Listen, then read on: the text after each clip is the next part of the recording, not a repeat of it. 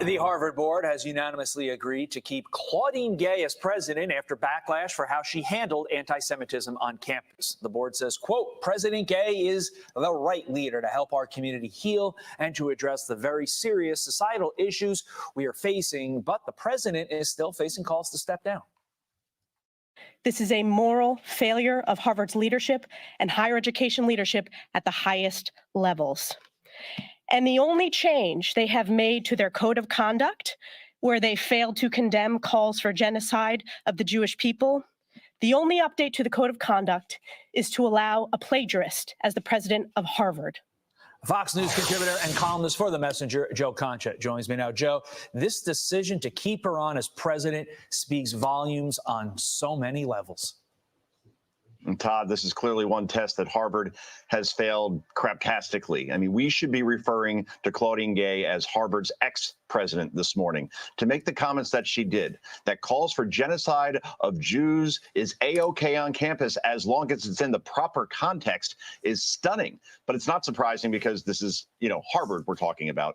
One has to wonder what context Ms. Gay would apply to calls on her campus for the genocide of blacks or those among the LGBTQ plus community. And the ironic thing here is that she presents herself as a champion for free speech. But if you look at the 2024 college free speech rankings, Harvard places dead last, 0 on a 100-point scale. This is the same Harvard that rejected 10 high school students a couple of years ago when Claudine Gay was president because they shared offensive memes during a private group chat online. Needless to say, I think that a lot of parents out there who thought that Harvard was the ultimate goal in terms of where they want their kids to attend college, they see this university as toxic because they should at this point, Todd. Yeah, building upon what you just said, what does this mean for this future of Harvard? Because obviously, growing up, Harvard's the best school in the country. Everybody wants to get into Harvard. Does that change now? It should be noted that I couldn't get into Hartford, let alone Harvard. But yeah, I mean, that's the way it's always looked at. You look at the Ivy League, and then Harvard was synonymous with excellence. Your kid goes there, he's probably going to have, or she's going to have, a very good life. Now, I think particularly if you're a Jewish parent or student, why would you go there? It's something like 70% of Jewish students at Harvard now say they've either experienced anti-Semitism or they've witnessed it, and they're afraid to go to class. I mean, this is insane when you're supposed to be talking about the greatest years of your life, and now you don't even want to leave your dorm room at this point because of the environment that was created there under this leadership at this point, Todd. Staying in college, kind of. LeBron James is facing scrutiny for walking into his son Bronny's USC game and taking a seat during the national anthem. Now, to provide a little context, it has been reported that LeBron always does this, enters during the anthem, and then sits down in order to avoid being a distraction. But that said, what's your view on this, Joe? This is, once again, your reminder, Todd, that LeBron James will never be confused with Michael Jordan. He's an activist, constantly making everything about himself. He shows no respect here, again, for the country that has allowed him to become the first active player to become a billionaire while he's still playing. He shows no respect for our military by sitting in this situation. This is the same LeBron, of course, who said he would understand if Brittany Griner never wanted to come back to America. And believe me, if LeBron James was playing in China and their anthem came on, he'd stand for that. That we know, Todd. I think that context is important because I understand what is being reported about the reason why he allegedly did this, the alleged reason why he did this, because he doesn't want to be a distraction. Okay. Of all the way, though, Joe, that you could enter this arena and not be a distraction, why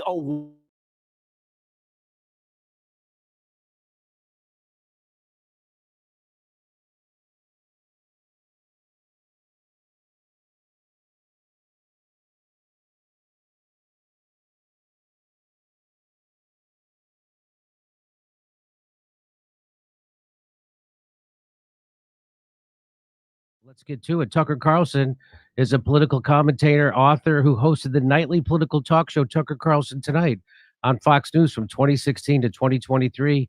He has also previously hosted programs on CNN and MSNBC. In 2010, Carlson co-founded and served as editor-in-chief of the news and opinion website, The Daily Caller. Departing in 2020, he's written 3 books. I've read 3 books. He's written 3 books: Politicians, Partisans, and Parasites, Ships of Fools, and The Long Slide. And just this week, Tucker Carlson launched a new media company, Tucker Carlson Network, a subscription streaming service.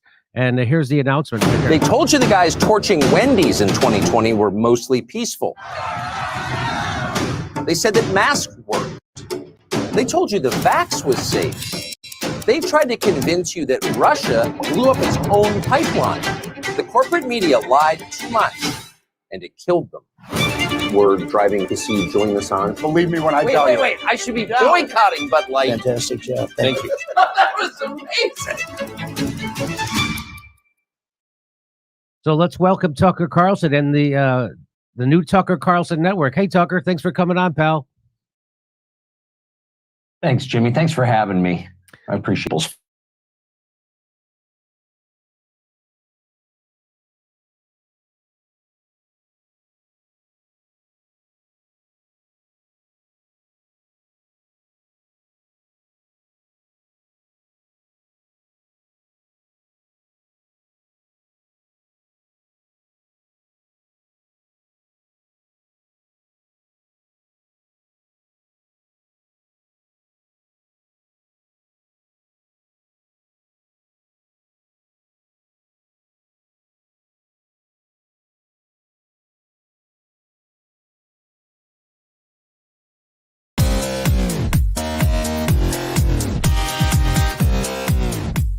Our world lead now in a growing public rift between President Biden and Israeli Prime Minister Benjamin Netanyahu this afternoon. The White House desperately trying to clean up Biden's comments after he told supporters on Tuesday that Israel's offensive in Gaza is, quote, indiscriminate, the bombing indiscriminate, while publicly other Biden administration officials have been insisting that Israel's intent is to limit civilian casualties. Joining us now, senior writer on Israeli and American politics for the Israeli newspaper Haaretz, Alon Pinkas. He's also a former ambassador and served as an advisor to multiple Israeli foreign ministers and a prime minister. Mr. Ambassador, thanks so much for joining us. So in your recent article in Haaretz titled, "Netanyahu must be politically destroyed or Israel will go down with him," you lay out the prime minister's missteps, in your view, with China, Russia, Saudi Arabia, Iran, and the U.S. You say, quote, "Netanyahu, always meddling in and manipulating internal U.S. politics, has impressively managed to turn Israel into a wedge issue in Washington, in contrast to decades of sacrosanct bipartisanship." What do you make of how Biden has been trying to handle this relationship and the chasms we've seen bubbling up in recent days, such as Biden, I don't know if it was accidental or not, but Biden saying the other day that Israel was indiscriminately bombing Gaza? Well, hi, Jake. Well, look, Biden managed this admirably.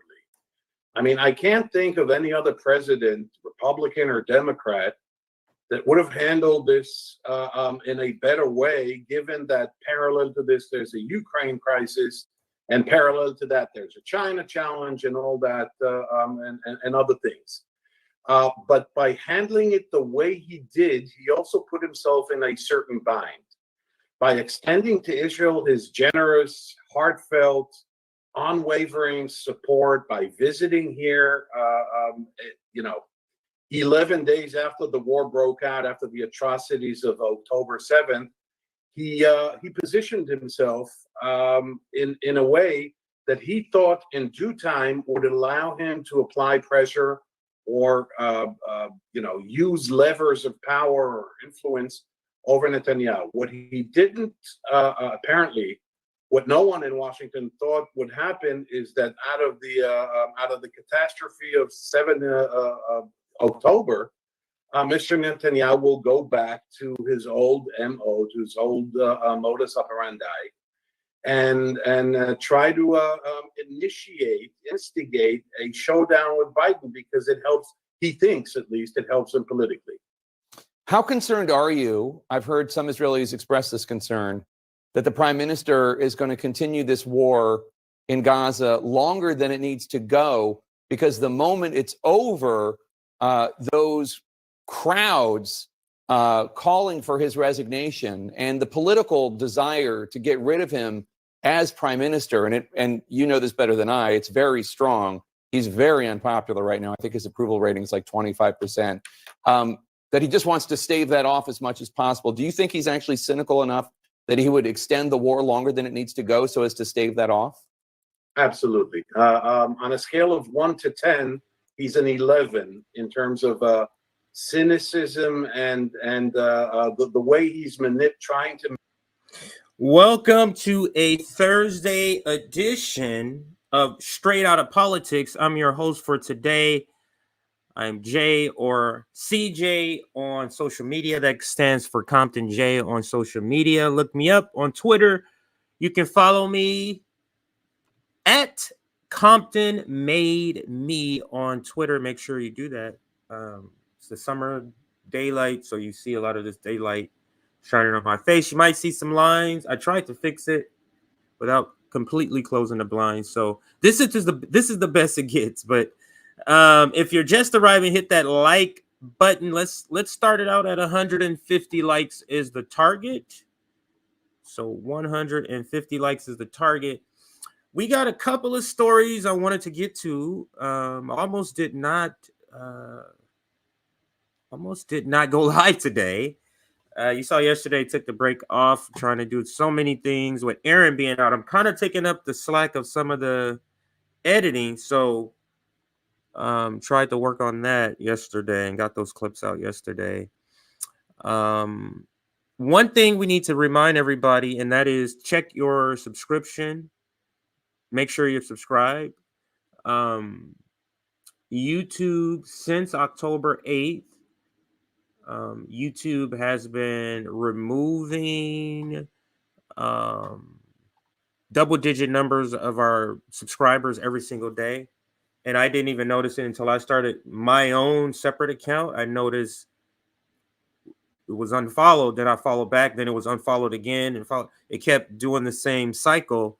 So make sure you are, they're clearly doing some sort of a de-amplification of our channel, things like hiding our videos. They're doing that right now. So make sure we need to lean into our community. So make sure that you're hitting like buttons and you're checking to make sure your subscription is still there. Because, like I said, and it was one channel of my other channel that they kept removing, and I had to subscribe, I think, 3 times. And then I have 2 other channels, a family one and then a comedy one. Those were also unsubscribed. So make sure you do that. Now, let's put up the graphic. Now, the main story, and I'll do that soon, is this. The establishment is in complete panic mode. This is what it looks like when an establishment has lost the narrative, and they're the last ones to know they have lost the narrative. They have lost the narrative control, to be more specifically. And because of that, there's a lot of narratives that are out of line with being conducive of Joe Biden winning the election. And let me take this down before I go to the other topics. And this is what I mean. You have the narrative control around Palestine and what's happening, the genocide that's happening in Palestine at the hands of the Israeli government. That narrative, he's completely lost. You got corporate media all, lockstep saying the same thing. You got all of government voting for a resolution to conflate anti-Zionism with anti-Semitism, but none of that establishment talking or talking point is penetrating to the people, because the polls are still showing that Biden is losing Democrats. And it's not just the radical ones. He's losing center-left Democrats. He's losing black and brown Democrats, especially black. And then we'll get into that in a little bit. So with that said, specifically about what's happening in Israel and Palestine, what I've noticed, and now we're back to the subject in the video you see on the screen, what I've noticed is the more Biden says something, even mildly, even below mild, I don't even know what's below mild, very milquetoast about what's happening in Palestine, then you see cable news sort of echo the same temperature, the same temperament that he does. Now, being that some of the recent comments that he said has been sort of what they view as very radical, you see them going full all in on Netanyahu. Morning Joe kind of started this maybe a week or so, 2 weeks ago, where they're kind of mildly pushing on Netanyahu, mildly. At first, it went from, yeah, Netanyahu doesn't like me that much, and blah, blah, blah.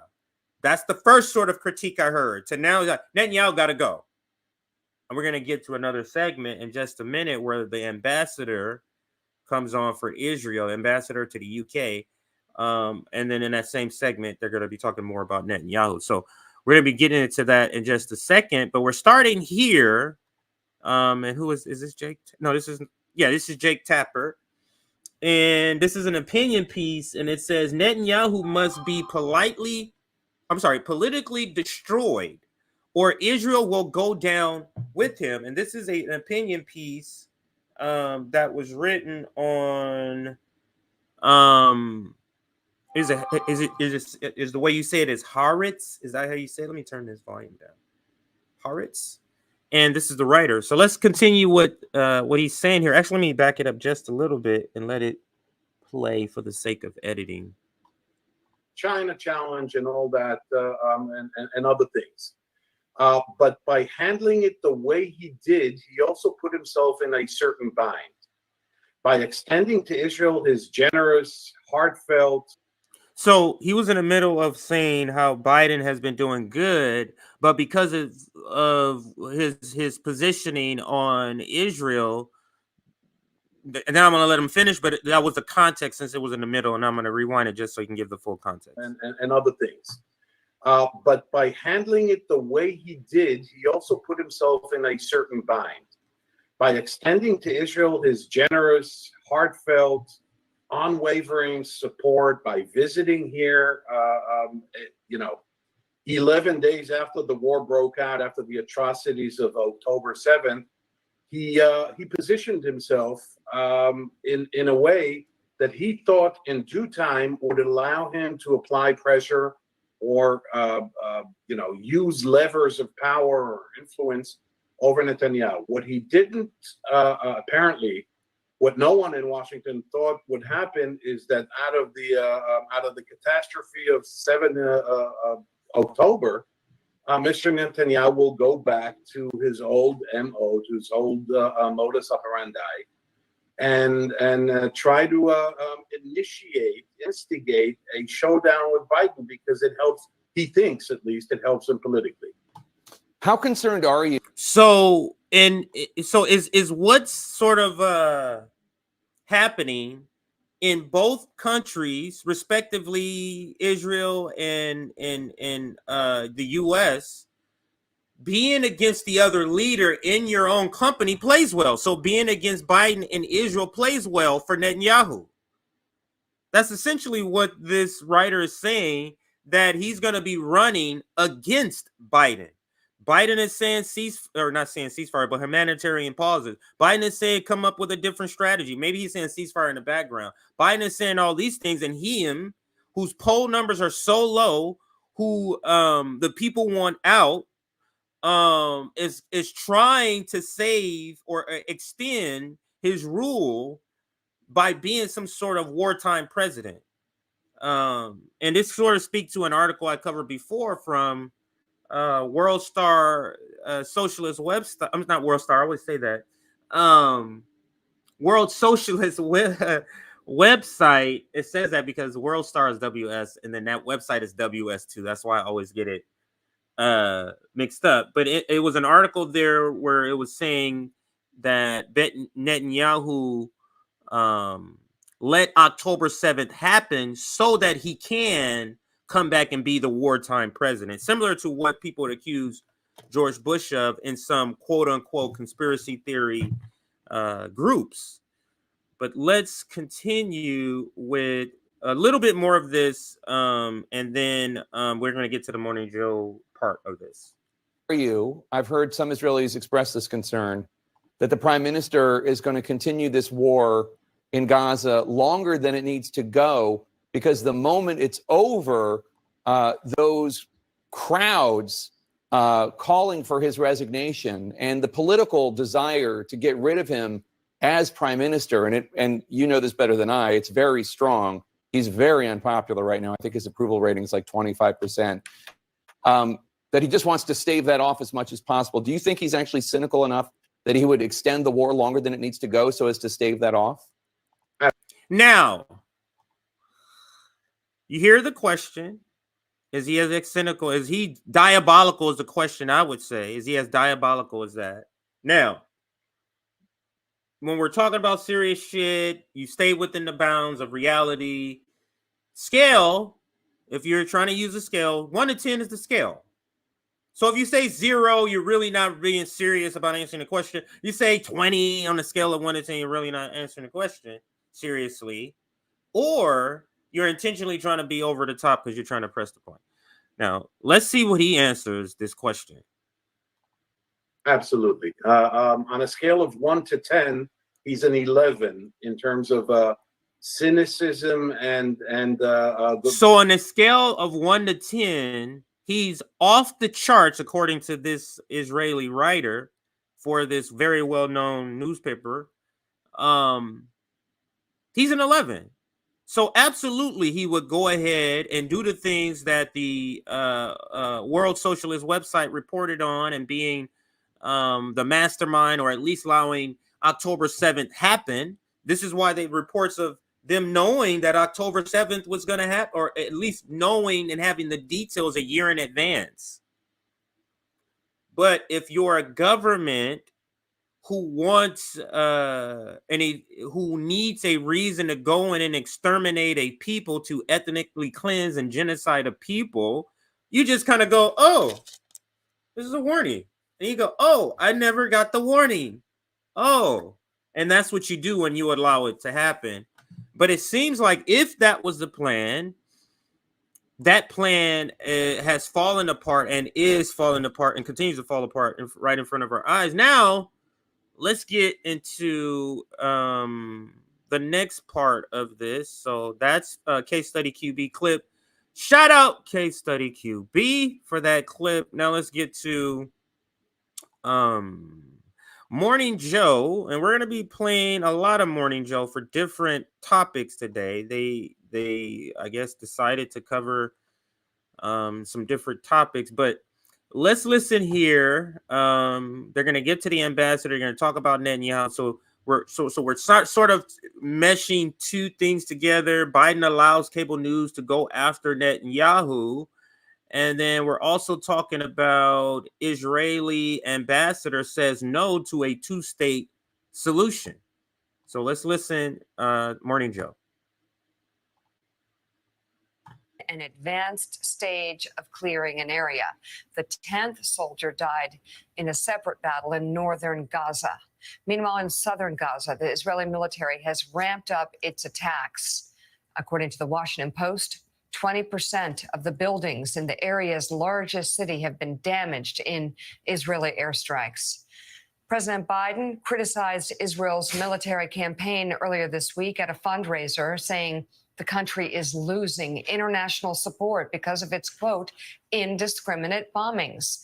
The White House is now doubling down on that statement, saying the president's comments, quote, reflect the reality of global opinion, adding that while Israel has made some efforts to reduce civilian casualties, the Biden administration wants to see more results. Meanwhile, Israeli Prime Minister Benjamin Netanyahu is vowing to keep fighting, rejecting calls for a ceasefire amid the growing international pressure. Israel's ambassador to the UK reaffirmed that statement in an interview with Sky News, adding that a two-state solution with the Palestinians is not possible. Take a listen. Now, the thing about what I've noticed, at least in my analysis of these government figures in the Israeli government,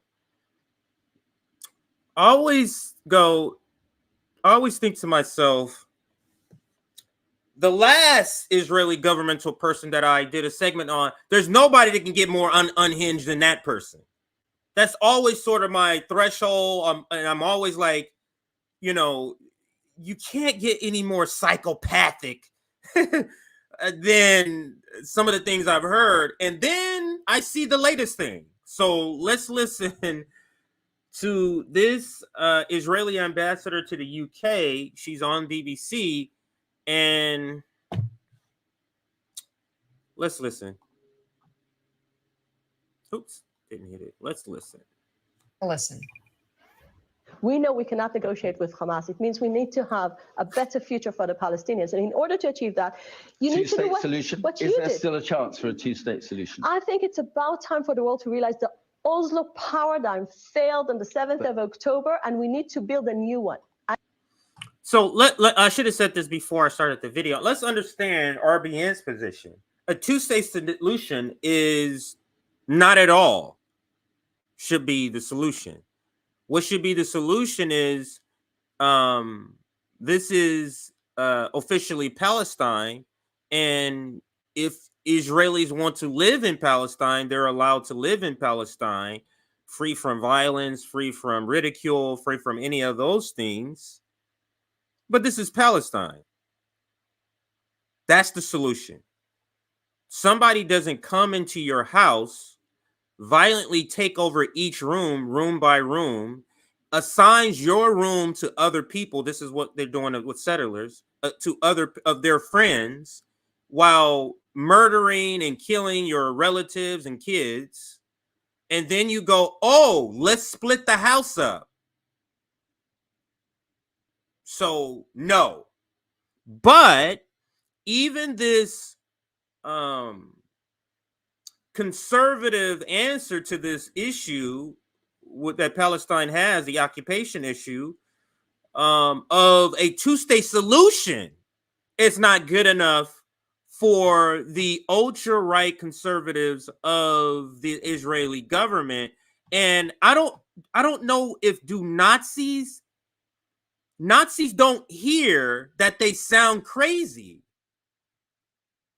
because she clearly cannot hear that she sounds crazy. But let's listen. Or but another way to look at it is this, because you notice it's a tale to me when somebody asks you a question and then you begin at the end of your answer. For example, what's your name? And you go, well, back in 1985. What's just you know what I'm saying? Now you can go, what's my name? Well, my name is Zachariah. Now let me tell you the story of my name. But you just started the story. No, sir. But that's a tale to me in this context, not the example I gave, but that a tale to me that she knows the answer is not going to be palatable to the listener and to the most people that would be listening. She knows that. Sure. Israel's ambassador to the UK reaffirmed that statement in an interview with Sky News, adding that a two-state solution with the Palestinians is not possible. Take a listen. Astonishing. We know we cannot negotiate with Hamas. It means we need to have a better future for the Palestinians. And in order to achieve that, you need to do what you did. Still a chance for a two-state solution? I think it's about time for the world to realize the Oslo paradigm failed on the 7th of October, and we need to build a new one. And in order to build a new one... Does that new one include the Palestinians living in a state of their own? Is that what it includes? I think the big... You see how she's not answering the question? Palestinians are on the other side. This is what Israel realized. I think the bigger... Let's listen to that bigger question again. Let's listen to her bigger question. Of October, and we need to build a new one. And in order to build a new one... Does that new one include the Palestinians living in a state of their own? Is that what it includes? I think the biggest question is, what type of Palestinians are on the other side? This is what Israel realized. What type of Palestinian? How on earth are we talking about a two-state solution that's separate and sovereign, but they have to clear a hurdle of the people in their government have to be okay with some other. The people in their government have to be okayed by some other government. Israel has to be okay with the people who run the Palestinians. How are they sovereign then? How are they an independent country if the people they choose to lead them has to be in line with what you want? And that includes if they choose to pick leaders who say, we want to wipe China off the map, that's their choice as a sovereign country to do. So you can't go, oh, they can be free only under our terms. That's not how it works. That is quite literally the opposite of being free. And let me see here. Let's get back to the video. Unhinged. Rewind 15 seconds and let it play. Of October, and we need to build a new one. And in order to build a new one, does that new one include the Palestinians living in a state of their own? Is that what it includes? I think the biggest question is what type of Palestinians are on the other side? This is what Israel realized they have at 7th of October. The answer is absolutely no, and I'll tell you why. Well, then because how can at there the be moment, peace? You see? She could have said absolutely no a long time ago, but she's trying to get to the reason before she tells you the answer, because she needs to emotionally get you on her side before she delivers the answer. These are a person that's like, that type of person is a person I would run like hell from. A person who always has to deliver their answer by getting you on their side emotionally first. What is this, the Maury Povich show? You bring on, anyway, yeah, that's what the Maury Povich show does with their DNA test shows. But let's continue. No, I'll answer to you. The reason there is no peace Israel is because the Palestinians... without offering a state to Palestine, how can there be peace? What I like about this reporter, though, is that he's not allowing her to just say bullshit. He's like, no. Get to the point. Get to the point. This is how reporters should interact with, especially government officials who just trying to deliver some written some staffer written talking points that they want to deliver for your interview, instead of engaging in a meaningful exchange of ideas. And he's not allowing that. He's like, no. Is it a two-state solution? Yeah, but she's like, oh, it tries to go. No. It doesn't include a two-state solution. And then she tries to explain, no, you're not going to do that. So I love what he's doing here. It also makes her look more unhinged. The other side. This is what Israel realized at 7th of October. The answer is absolutely no, and I'll tell you why. Well, then because how can there be peace? No, I'll answer to you. The reason there is no peace Israel is because the Palestinians... without offering a state to Palestine, You see? How can it be peace? You see, she doesn't really want to answer that question. She wants to deliver the talking points that she has had in her back pocket, that she has been rehearsing for the last 48 hours before this interview. That's what she wants to deliver, and this guy is not allowing her to do that, at least so far in this interview. Let's let it continue. Can there be peace in Israel knows today, and the world should know now, the reason the Oslo Accords failed is because the Palestinians never wanted to have a state next to Israel. They want to have a state from the river to the sea. So the two-state solution is dead. Why are you obsessed with a formula that... Why are you obsessed with a two-state solution, sir?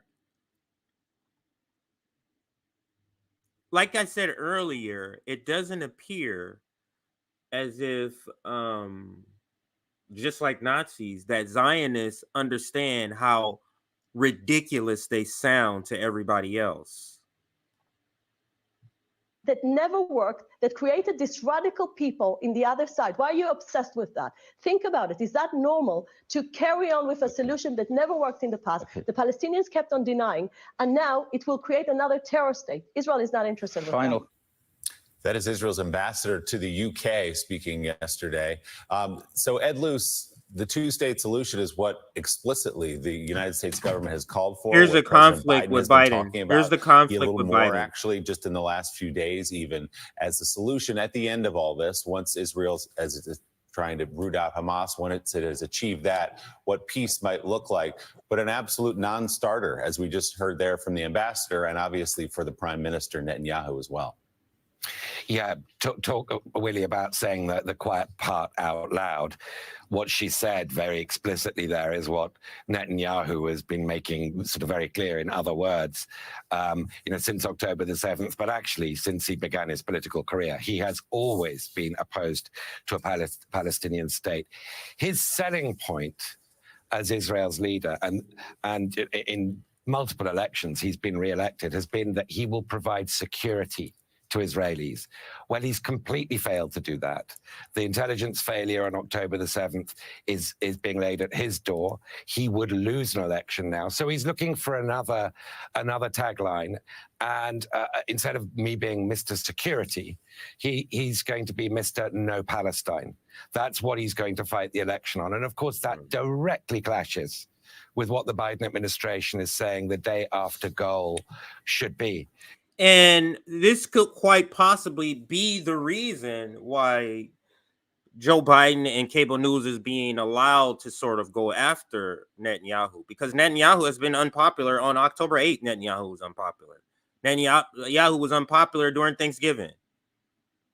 But this hard push is because now it's coming out that this right-wing, and they can call it ultra, it's the same thing to me, right-wing government that is surrounded by Netanyahu. And we've all reported on how this new government is even to the right, like Netanyahu is to the left of some of these people, but he's happy to go along as long as he stays in power, as you can see. And let's let the video continue, and then I'll kind of get to the next thing in this situation. And I don't really see any way around that. This split is going to get worse and worse. Netanyahu will run against Biden. In spite of Biden being his best friend, there's only one friend that Netanyahu has, and that's himself. So we're going to see this. And this is the second guy, or the second person. You saw it in the Jake Tapper interview with the guy, the writer of over at Harris, the opinion writer, saying the same thing, that Netanyahu will be running against Biden. So that's very curious to me. But I do want to, I'll let it play a little bit more, because he does say another point. I think I have written down here. Split got a lot worse. And it's going to be the basis of Netanyahu's re-election campaign next year. You know, Jonathan Lemire, following the heinous attack of October 7th, we talked about the importance of keeping things in context and talking about the heinous attack. We're now a month or two past, and we see somebody who is doing things that damages Israel in the eyes of the world every day. Benjamin Netanyahu. I mean, here's a guy we found out that was begging Qatar to keep funding Hamas, giving him billions and billions of dollars weeks before the attack. Qatar said, "Do you want us to keep giving Hamas money?"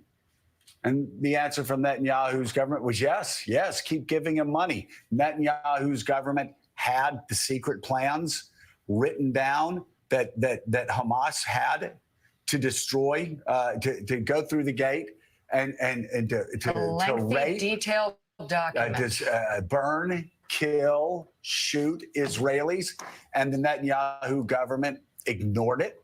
And we can go on and on. But this is when anybody in Israel is asked why, it's because he was so obsessed with avoiding a two-state solution that he made a deal with the devil. He, quote, was buying quiet. Netanyahu cozied up to Hamas, and Israelis are dead. More Israelis are dead in this attack than any time since the Holocaust. And Netanyahu and Netanyahu's people are saying, we're going to keep doing what we've been doing over the past 10 years. We're going to keep telling the world to go to hell. We're going to say no to a two-state solution, and we're going to do whatever it takes, even if it makes Israelis and Jewish people at home and across the world less safe. We're going to do it. I'm sorry, we can't be a partner with this guy forever. We just can't.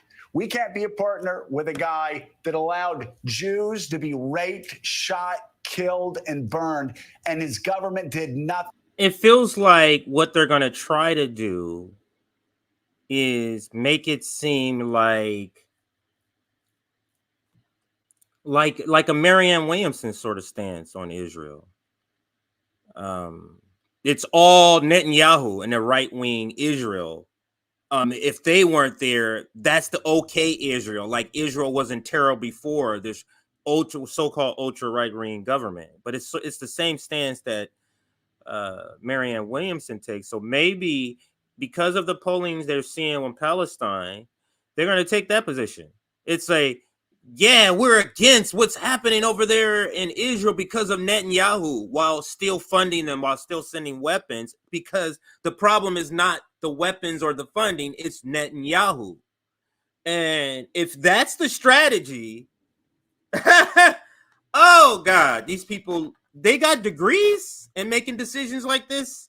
If that's the strategy, that is a terrible strategy. That's not gonna work. And they'll see that that's not going to work very soon. If that's the strategy, we'll see. I'm going to let them speak a little bit more here.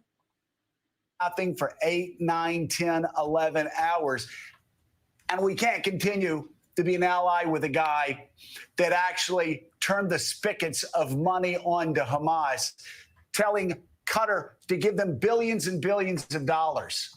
And before all this, questionable moves, made a lot of questionable moves, some say to remain in power and avoid indictment. Well, he's indicted. He wanted to avoid going to jail. So he started a war against the Supreme Court that split the country. He was so obsessed with that he forgot what an Israeli prime minister's first job is, and that is to protect the people of Israel and, by extension, protect Jews there and protect the 15 million Jews living across the world. He has failed on every count.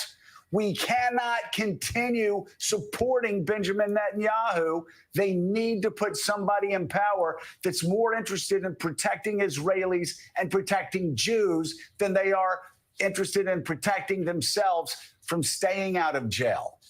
So this is like the institution of slavery getting mad at a specific slave owner for their brutality. This is essentially what this sort of thing is about Netanyahu. It's like, how does that change the structure of the occupation? By just simply removing, even if they remove the right-wing government and remove Netanyahu, pre-Netanyahu and far right-wing government, they still was on this path. Wasn't there? There was a Nakba before. So I don't get it. But so this is Biden trying to save his coalition, I believe, because, and that's the next story we're going to get into, Biden continues to destroy his coalition. He's destroying the black vote with the Palestinian issue. He's destroying the youth vote with the Palestinian issue. Now he's turning, he said, who else can I destroy in this coalition? And he's now turning to Latinos and saying, it's time for me to turn on that part of my coalition. And let me get to this next part here. Because we are essentially a government, the essential job of our government is to make sure we line the pockets of weapons manufacturers. We see war as the top policy issue that we must maintain, and we'll throw under the bus any issue and any person or group in a coalition. Let's listen to this part. They pivot to immigration. And again, I don't understand. They seeing the polling numbers and it's like, we see those polling numbers, but we want to make this shit worse. And they're like, okay, this is gonna make this worse. Let's now pivot to Biden turns his back on the Latino community, at least his Latino coalition. Of course, these settlements in the West Bank. And even now, the Netanyahu government has been slow to condemn the violence by extremist settlers there in the West Bank because, as just noted, they still have no real embrace of a two-state solution, despite that being the U.S. saying over and over and over, that must be the end game here. And Joe, as you know, I reported some weeks ago that the Biden administration believes that Netanyahu's standing is not tenable. Eventually, he will be pushed from power. There are many close to President Biden who say that day can't come soon enough. And of course, Ali Vitali, all of this is the backdrop to these ongoing negotiations. So it was a little bit from the previous segment, but I do want to include that for this segment because it kind of bleeds into the point that he's making here as he pivots to immigration here in Congress, because Congress hasn't sent a dime to Israel yet, 2 months out from those October 7th terror attacks. Obviously, the foreign aid to both Israel and Ukraine has been linked to the border security talks. Give us an update. It seems like the lawmakers are heading for the exits before the holidays. Is there any chance of any kind of deal that could be done before then? Or is this going to be punted into the new year where the counter is already very full? Yeah, this is the open conversation that I'm having with our Hill team all the time, with our sources on the Hill, trying to figure out if the Senate leaves today, for example, will we see them come back next week or will we not see these folks again until January? The House Speaker has made clear he doesn't see a reason to call the House back. As of today, they're supposed to leave then for the next 3 weeks. As far as right now, we don't see them coming back. Johnson said just the other day he doesn't see the Senate making enough progress in their bipartisan negotiations to warrant bringing the House back because they wouldn't have anything to vote on. And in my understanding of where these negotiations are, really everyone from a leadership perspective has a seat at the table except for folks from Johnson's staff, because House Republicans have made clear they will only go along with foreign aid packages to both Ukraine, Israel, and Taiwan is also lumped into this end of year supplemental package. They'll only go along with it if there's also provisions on the border, but not just that, specifically the provisions that they put in their border package earlier this year, which has many restrictive and frankly red lines for a lot of not just House, but also Senate Democrats. I think what I'm looking for is we're starting to see the chorus from the Congressional Hispanic Caucus get louder over the fact that they hate some of the provisions that are clearly on the table in these negotiations. Things like rolling back the way asylum is handled. Is it Title 42 coming back on the table? There's a bunch of different bullet points that we've heard bandied about in these negotiations. Nothing is firm. Nothing is on paper. At least that was the case when we left last night. The Senate and its key negotiators have continued holding meetings, huddling in the Capitol. They were working into the wee hours, is my understanding, last night, but it doesn't mean that they're any closer to any kind of an agreement. I think the thing I keep coming back to is now that immigration, one of the thorniest issues that all of us have watched bipartisan negotiations seemingly come together on and then fall apart, Congress has been incapable of dealing with this issue over the course of the last several years when it was a standalone. Now you put it next to things like Ukraine and Israel funding, which are thorny in their own ways. It just makes this supplemental package that much harder. And frankly, time is ticking down on the table. And all of this made for quite a scene up on Capitol Hill a couple of days ago when President Zelensky was talking to Republicans and they were asking him about immigration and the border. And he said, I understand you have domestic political problems. I'm here looking for bullets. So I'll let you guys sort out the rest of it. NBC News Capitol Hill correspondent Ali Vitali, thank you for your reporting. So Jen Palmieri, it does appear that the White House is open to some kind of a deal on immigration. Of course, they'd all like to do this separately from funding for Ukraine and separately from funding for Israel. But is it your sense that the White House and the Biden campaign as well understands that something has to change? There is a crisis at the border and that they do have to address immigration, especially with an election year around the corner? Especially with an election year around the corner, did the Democratic Party and Joe Biden, are they coming to terms that they need to do something on the border? Now, now let me translate. Have they come to terms with they're going to have to do something right wing on the border? And he says because it's election year, as if this is the normal thing. Now, this is the process you guys who still vote Democrat have made a deal with. So is this harm reduction? Does harm reduction look like breaking a strike? Does harm reduction look like starting a proxy war with the nuclear power? Does harm reduction look like saying you're going to be in another war in 2 years, less than 2 years now, 2025, with the other nuclear power, China? And now does harm reduction look like, and I guess there's plenty more I can go on, immigration? Now, they're about to turn his back on immigration, and I'm going to let them report here, and then I'll get to the headline. They're going to completely sell out the Latin part of his coalition right now.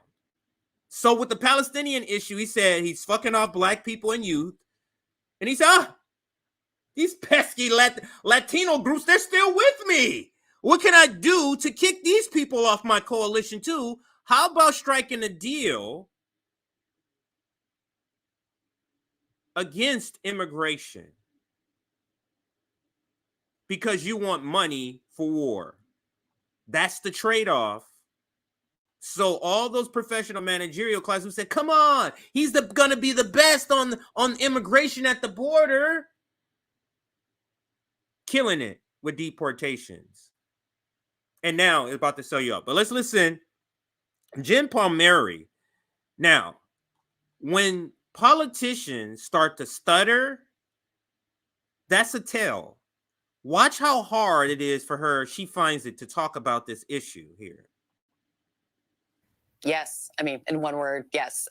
And I thought it was interesting. A couple days ago, Senator John Fetterman talked about this issue and said it's not xenophobic to think that we need to deal with the problem at the border. Oh, you mean the guy who pulled a shotgun out on a black jogger? That progressive, the one she calls progressive, saying it's not xenophobic. It's not xenophobic. He also said what he did wasn't racist. So what we're watching is the throwing under the bus of every part of his coalition in order for Zionism, in order to fund Zionism. Just quite amazing. Let's continue. Jen Palmieri, I think, answering the question. Border.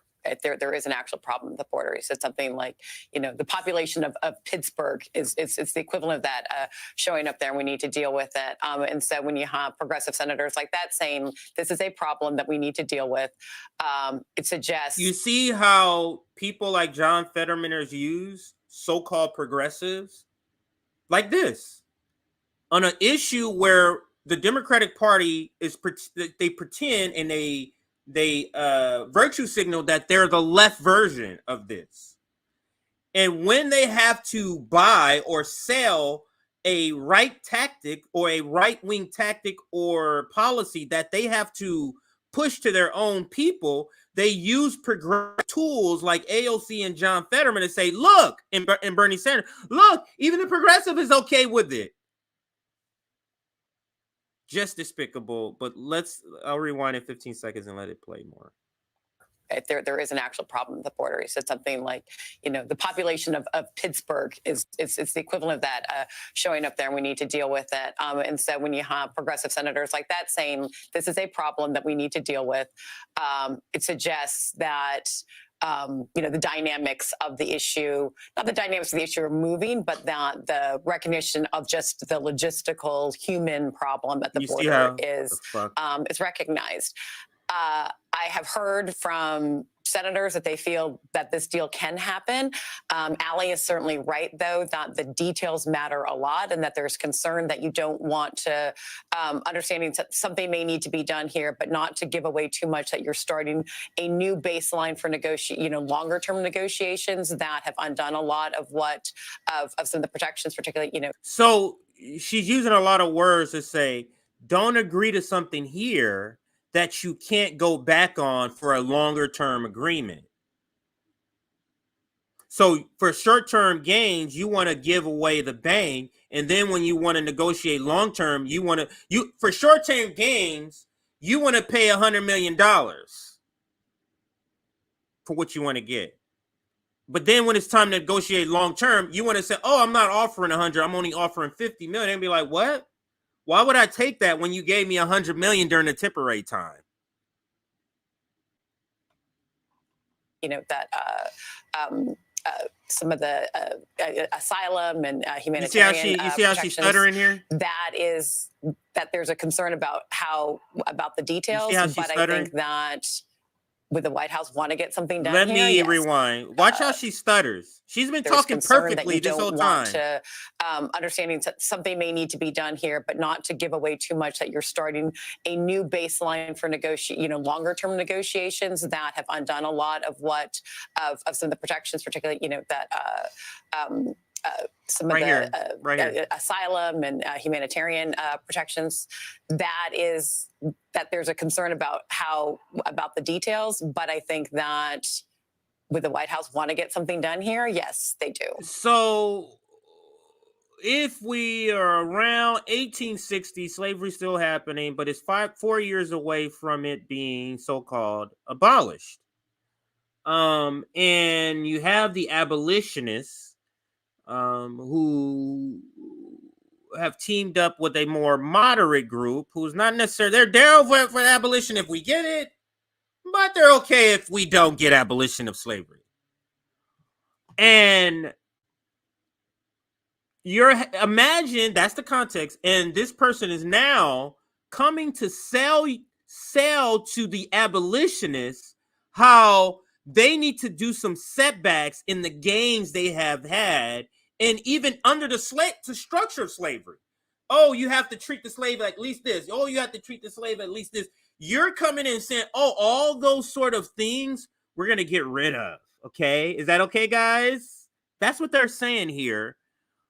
But for immigration. Yeah, the White House wants to get something done. They're willing to meet the Republicans more than halfway. More than and halfway. John Fetterman is right. The senator is right. They're willing to meet the Republicans more than halfway. That was the cue that I was waiting for to pivot to the article. They're willing to meet. In what negotiations do you start out where you're going further than what you need to in the negotiations? But apparently, that's what Joe Biden thinks. Oops, let me get all these pop-ups off the screen here. White House open to new border expulsion law, mandatory detention, and increased deportations in talks with Congress. We're winning, guys. How does that look now that you've chosen to make a deal with the devil, and now the devil's turning on you?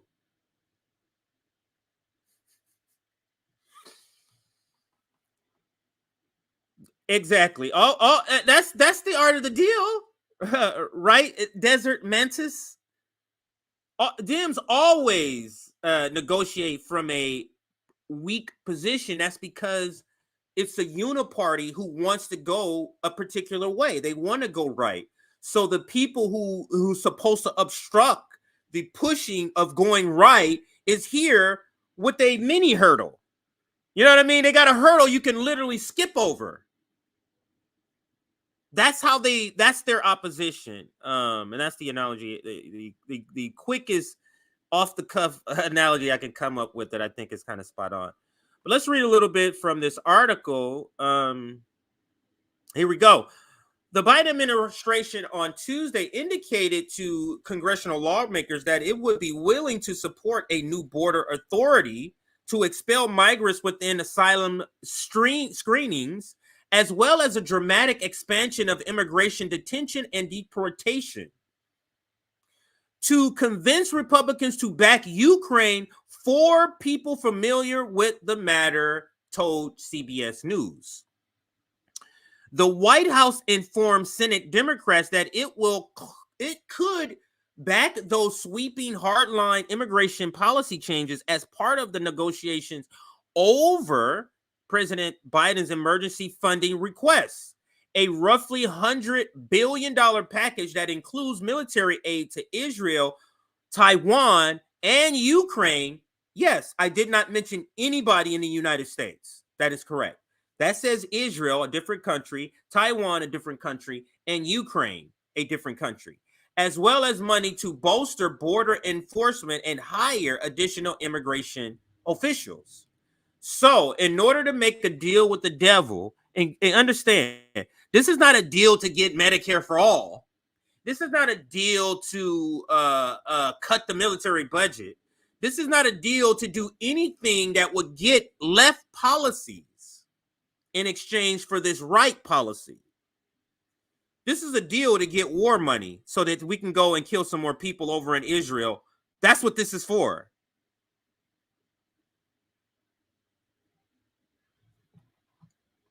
Tell me again, Emma over at Majority Report, Mike over at Humanist Report, David over at Rational National, and all of TOIT. Tell me again how Joe Biden was the lesser of two evils. For what community is he the lesser of two evils? Certainly not the Palestinian community. Certainly not the Black community. Apparently not the young youth community. Student loan, minimum wage.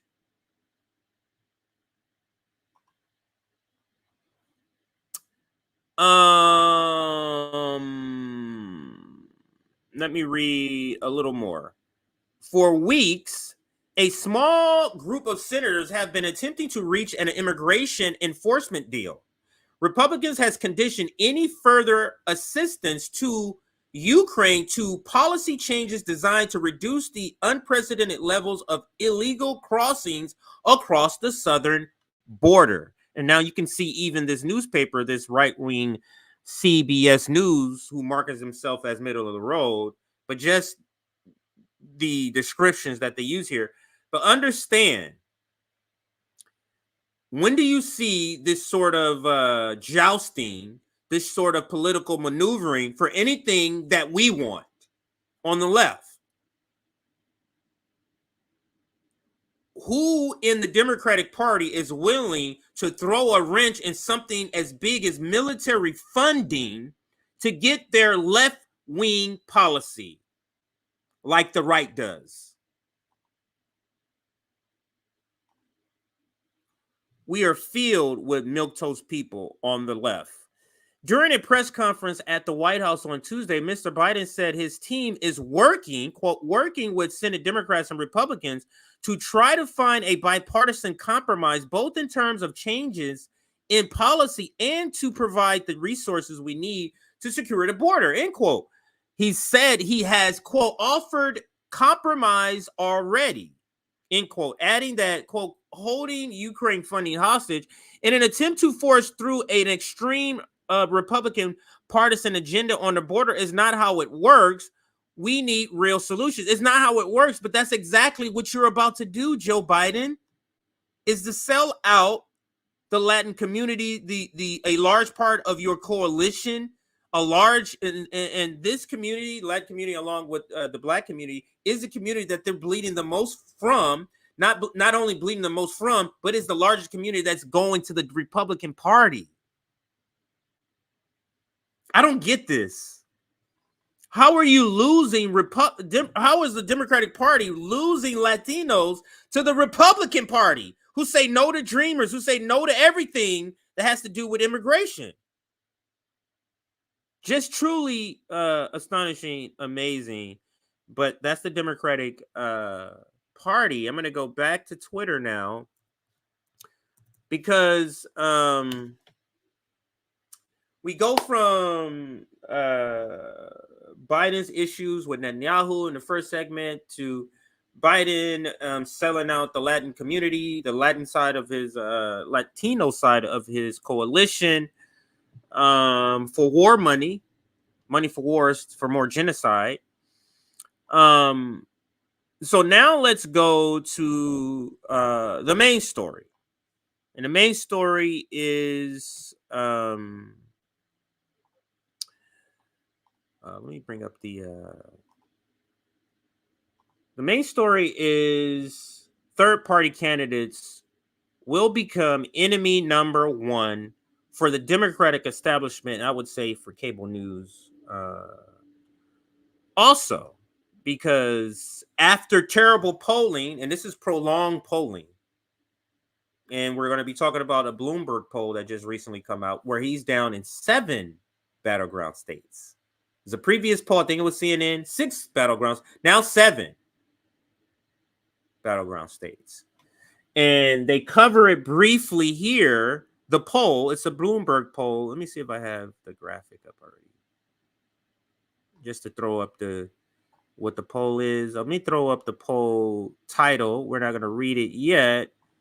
Here, Biden forgave billions in student debt. Polls show it's not enough for Gen Z. He's still losing by a mile. Not by a mile, but he's still bleeding support is a better way of describing it. And I'm going to get back to that.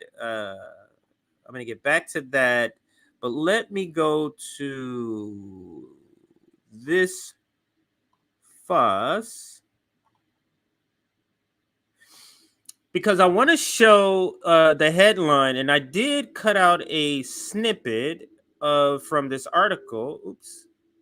Is it? Oh, it's a different title. It's under this one, new Bloomberg title article. So same headline you can see there.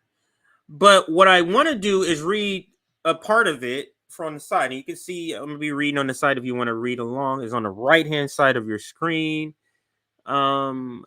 And it says, the disconnect illustrates one of the core challenges of Biden's campaign for a second term. He struggles to get credit from voters for policies intended to motivate him. So policies that's intended to motivate, he struggled to get credit. They don't describe it as the policies aren't good enough to motivate.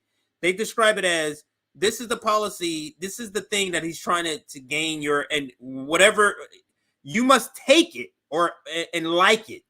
Doesn't matter how small of a crumb it is, you must take it and like it.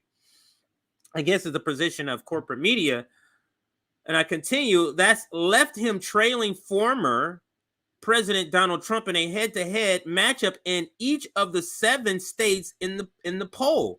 The first time the poll has shown Biden behind across the board. So this is the first time in this Bloomberg poll, and I think they do it jointly with Morning Consult. And of course, Bill Kristol has to chime in with a snippet from the article, and it says Biden is trailing former President Biden head-to-head. It's the same snippet, the same headline that I pulled. All right, so now let's go back to the video. Now that I kind of set the scene for what we're talking about, of a hypothetical 2024 election matchup that shows Donald Trump beating President Joe Biden in 7 swing states, including 6 won by the sitting president in 2020, according to the new numbers from Morning Consult and Blue. Look at that. So, all states, he's up 5 points. Let me see what the margin of error. I think that says 4 points. I can't tell what the margin of error is. But this Morning Consult, 4 points for a Morning Consult poll. That's kind of big. How high? So for all swing states is a 5-point lead. Arizona 4, Georgia 6, Michigan 4, Nevada 3, North Carolina. This is a big one because they thought they were going to win North Carolina or had a chance. They were up 9 points there. But so let's continue with the segment. Bloomberg, Trump holds a 4-point lead over Biden in Arizona, a 6-point lead in Georgia, 4 points in Michigan, 3 points in Nevada, 2 points in Pennsylvania, 4 points in Wisconsin.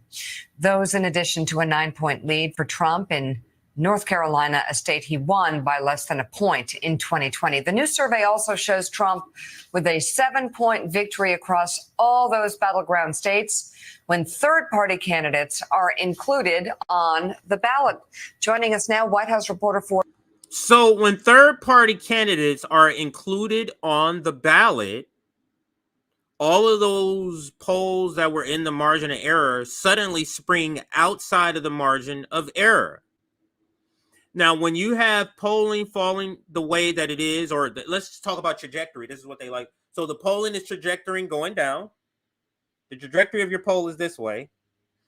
You have multiple polls, different outlets, all saying the same or all indicating the same trajectory. You have multiple polls, and you have gold standard, what they consider gold standard polls coming out. Bloomberg, CNN, Morning Consult, coming out with these polls, which is sending shockwaves. And because of that, what are they going to say? Okay, the polling is not coming up because he can't change policy on Israel. The polling is not coming up. He's not going to change policy on immigration. The polling is not going to come up. He's not changing policy on the police state. So what do we got to do? We have to start doing things like ending democracy, like closing primaries, like getting people off of ballots, or like going after third-party candidates. Now, I gotta say, imagine if Dr. Cornel West was still here with the Green Party in this dynamic that we see that's happening to this free fall with Joe Biden. He would be the candidate that's speaking. Let me think. Besides Claudia De La Cruz, Claudia De La Cruz and Jill Stein will be on point with Palestine. I was gonna say, so he'd be.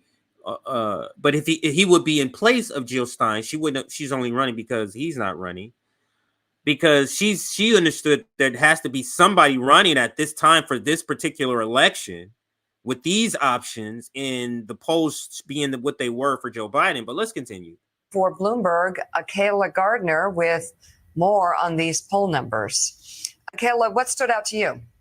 I think what stood out to me the most was definitely when those declared third-party candidates and independent candidates were added in, Trump's lead extends to 7 points. So we specifically asked voters about Jill Stein, Robert F. Kennedy Jr., Cornel West.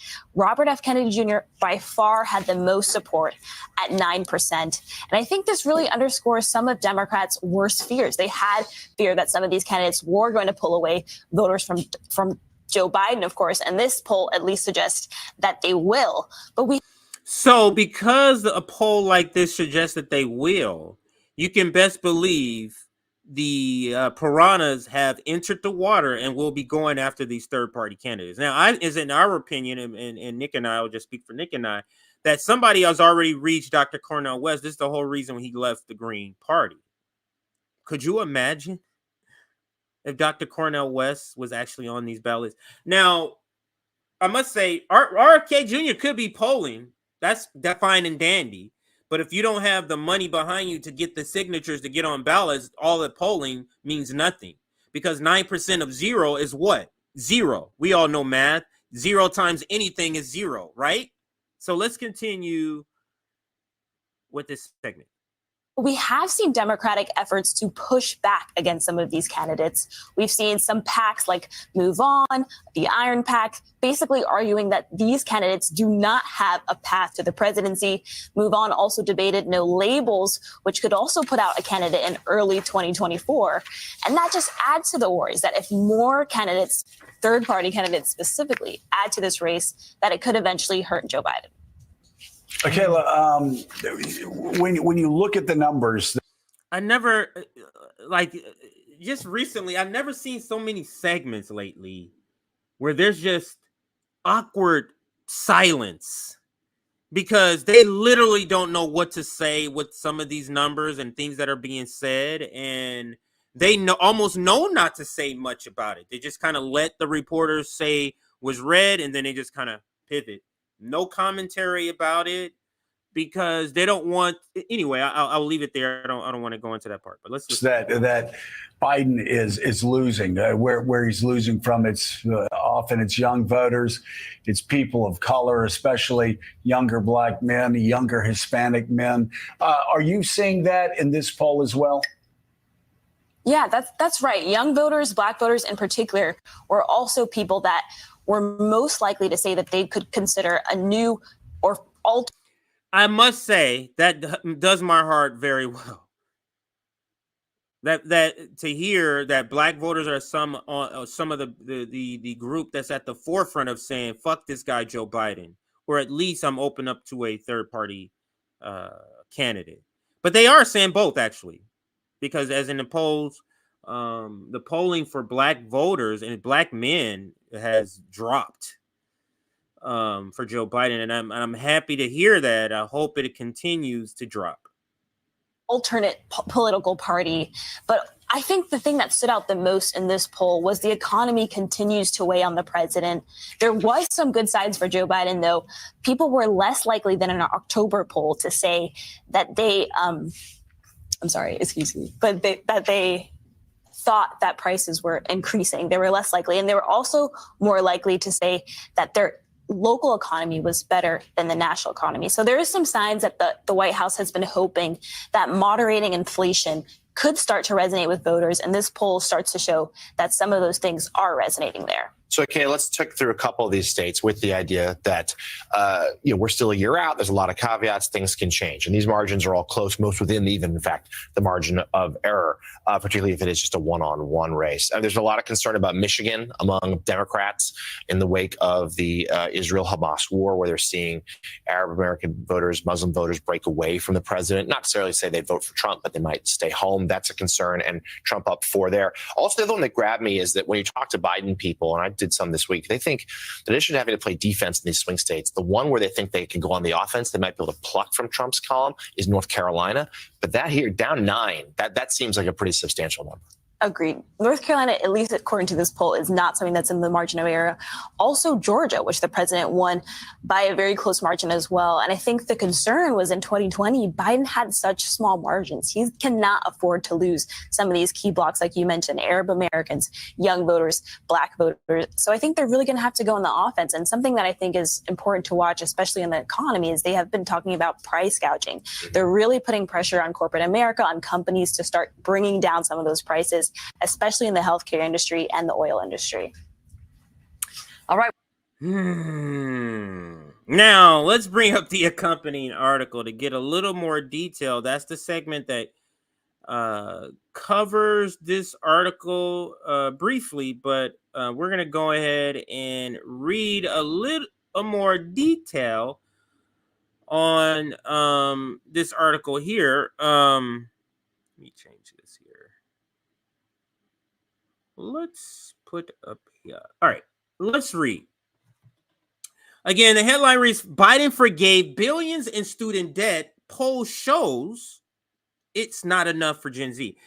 President Joe Biden, unprecedented action to erase student loan debt has fallen flat with young voters in swing states that he needs to win re-election, according to the latest Bloomberg Morning Consult poll. Let me make this a little bit larger for the seeing impaired, and I am that seeing impaired.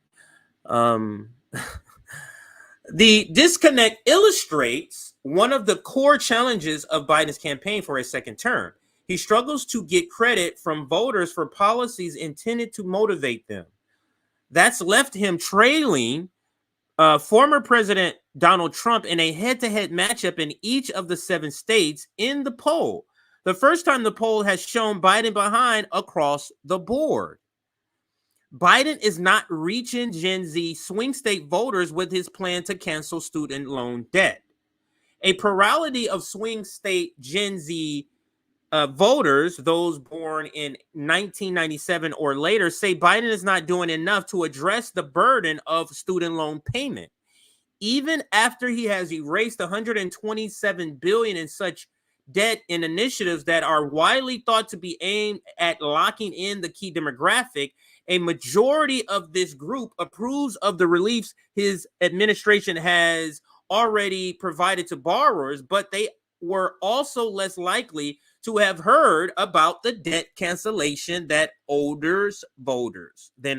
So this part here is essentially trying to make the case that the reason the polling is low on this particular area is because they just hadn't heard of it. essentially that's what they're saying here. But let's read this first data point from the poll. Based on what you know, is Joe Biden doing too much, too little, or is he doing the right amount for addressing student loans? And too little, 43%. That's the largest group. 43% says, I'm sorry, too little. I said too much, too little. Based on what you know, do you support or oppose the administration's decision to cancel $127 billion in student loan? 59% said they do. So he's just not doing enough. How much have you seen, read, or heard about Biden's administration to cancel the $127 billion? 42%. So this is where they're saying why he's still his polling is still so low in this area. Trump now leads Biden across all 7 states. 11 months before the election, Trump is leading Biden by 5 percentage points among registered voting in head-to-head matchups across 7 swing states. Trump's lead is inside the margin of error in Arizona, Michigan, Nevada, Pennsylvania, and Wisconsin, but is larger in Georgia and North Carolina. The poll had a margin of error of 1% for all 7 states combined, and 3% and 5%, and between 3% and 5% for the individual states. Let's continue, and I'm going to go down here. If the November 2024 election for president were being held today, and Joe Biden and the Republican Donald Trump were on the ballot, for whom would you vote for? And I went over these numbers, I believe. 47% Trump, 42% Biden. And then you can see the details there in each state. I won't read each one. For the sake of time, trying to skip through some of this a little bit here. But Biden still leads Trump with Gen Z voters overall. But look at it, what it is, 44 to 38. That's only a 6% difference. That is insane when considering in 2020, I believe he won the youth vote by double digits.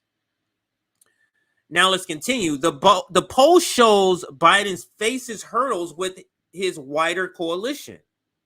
Swing state Democrats are increasingly dissatisfied with their president, with 23% of those who voted for Biden in 2020 saying that they have unfavorable views of him today, compared to 17%. So that's an uptick of 6%. I'm sorry, that is a 6% difference compared to Trump, because in the same sort of question, Trump only received 17%. Let's continue. I'm going to skip this part here. I want to get to more. Oops. There we go. More of third party, because the economy, we know that on the economy, which is also astonishing to them. Let's continue.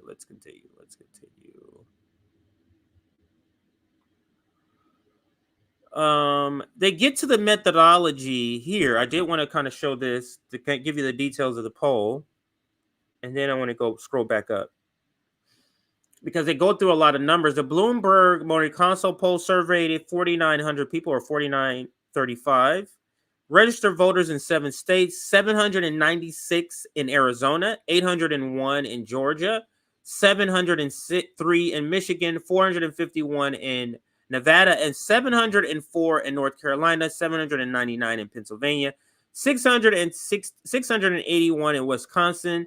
The surveys were conducted online from November 27th through December 6th, and the aggregate data across the 7 states were weighed to approximate a targeted sample of swing state registered voters based on gender, age, race, ethnicity, marital status, home ownership.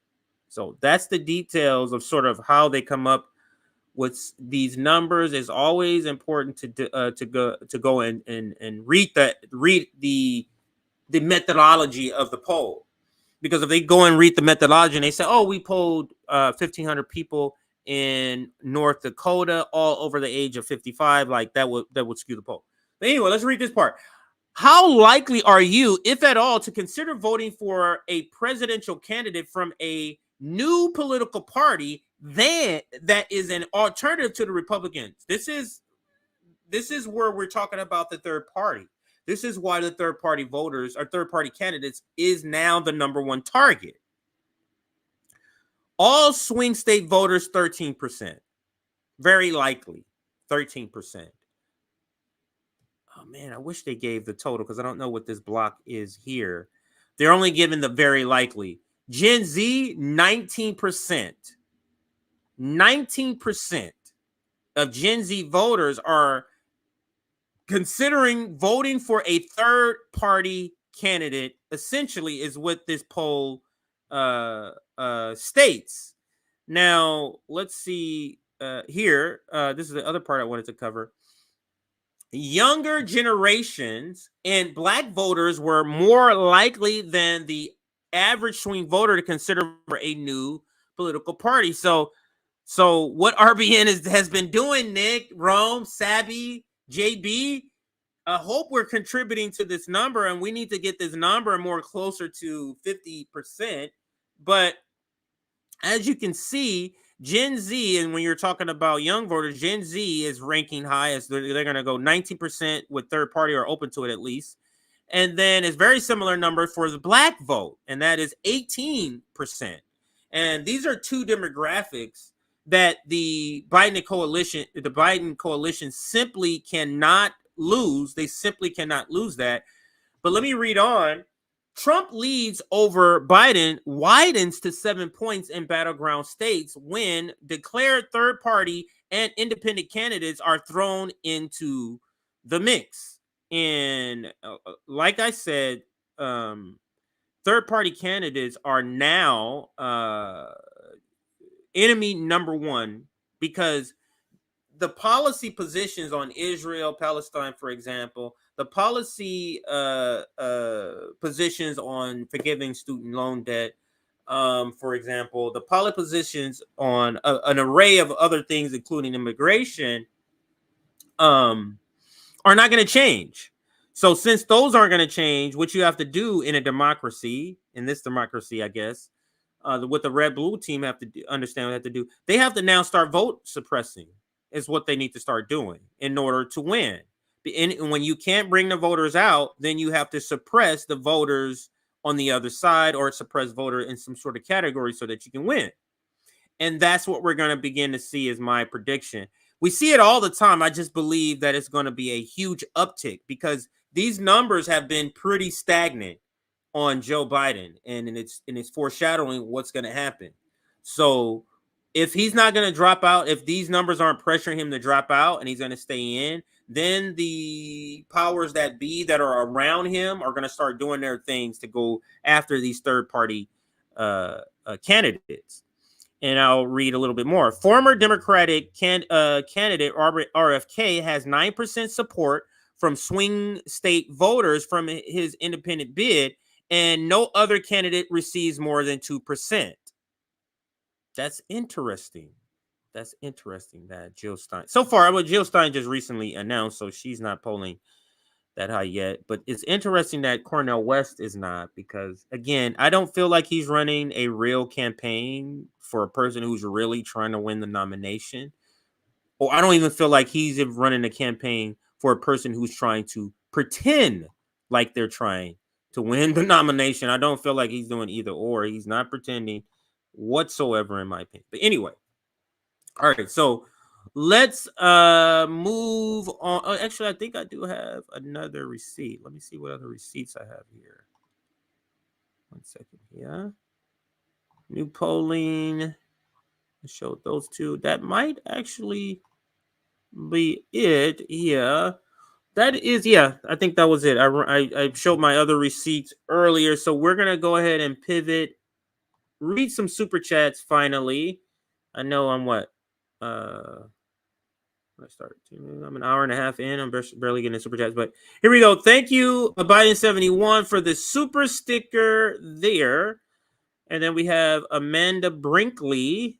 I didn't realize women can be genocidal maniacs too. Yes. Amanda, I know you're being sarcastic, but yes, they can be genocidal maniacs too, i.e. Hillary Clinton, i.e. Nikki Haley, absolutely can be genocidal maniacs. Here, this is Afro-Rican 82. Solidarity, let's get Biden the fuck out of here. I'm always with that. Thank you for that super chat.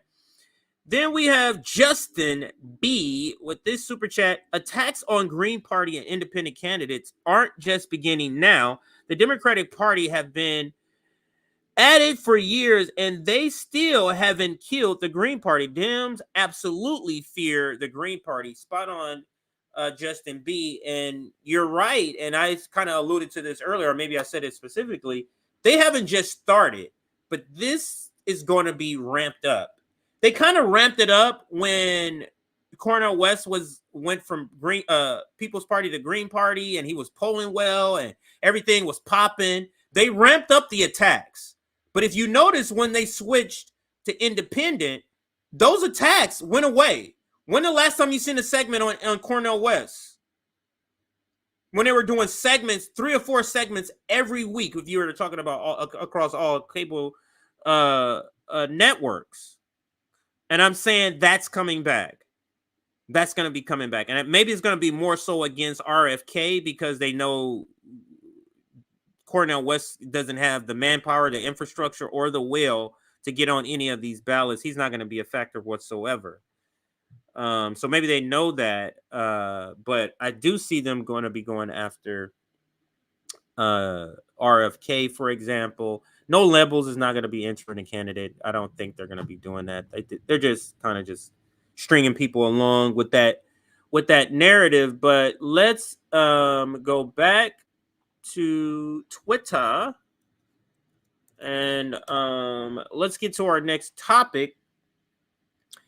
And that next topic is, I think we should cover some Republican shit, or some Republican stuff. Let's clean up the language, okay? Let's recover some Republican. We did that one. John Kirby will save impeachment inquiry.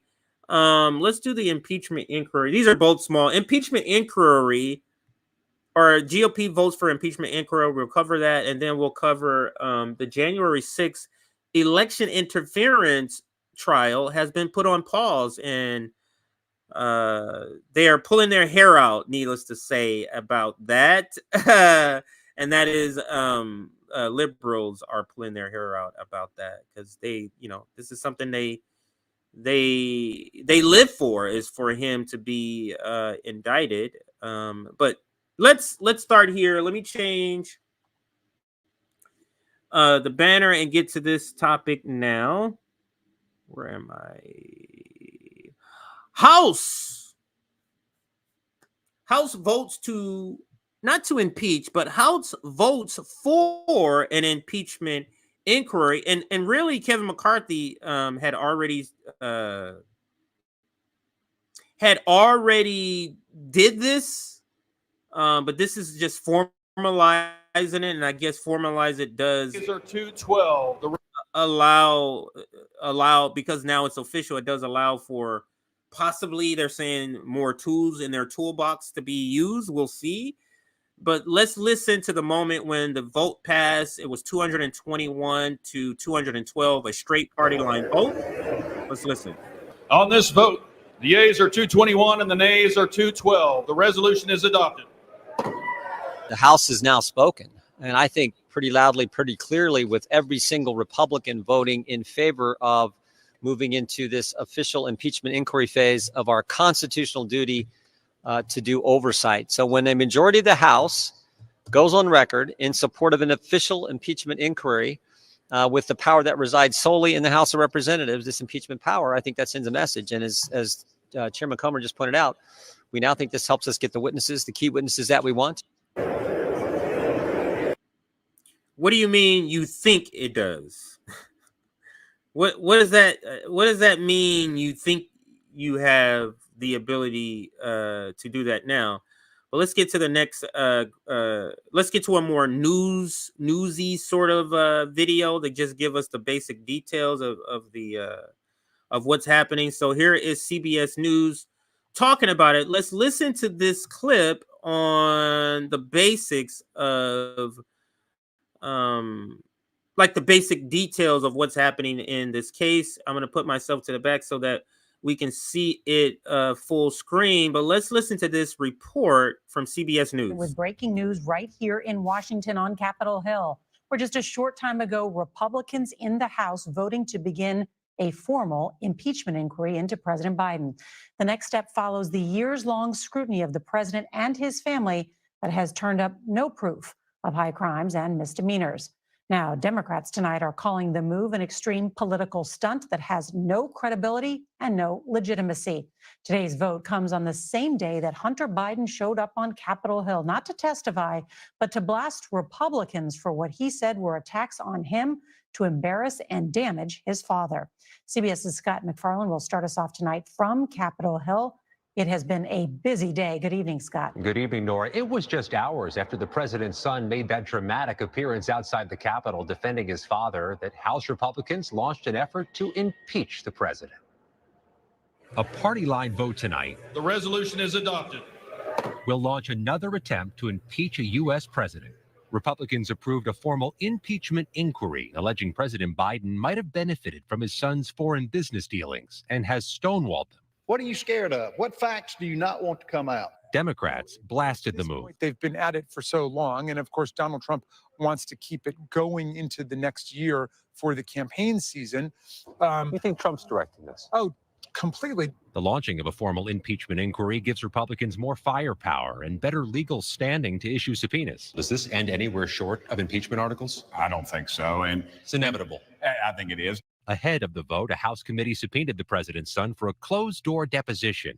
Hunter Biden declined. I'm here today to acknowledge that I've made mistakes in my life and wasted opportunities and privileges I was afforded.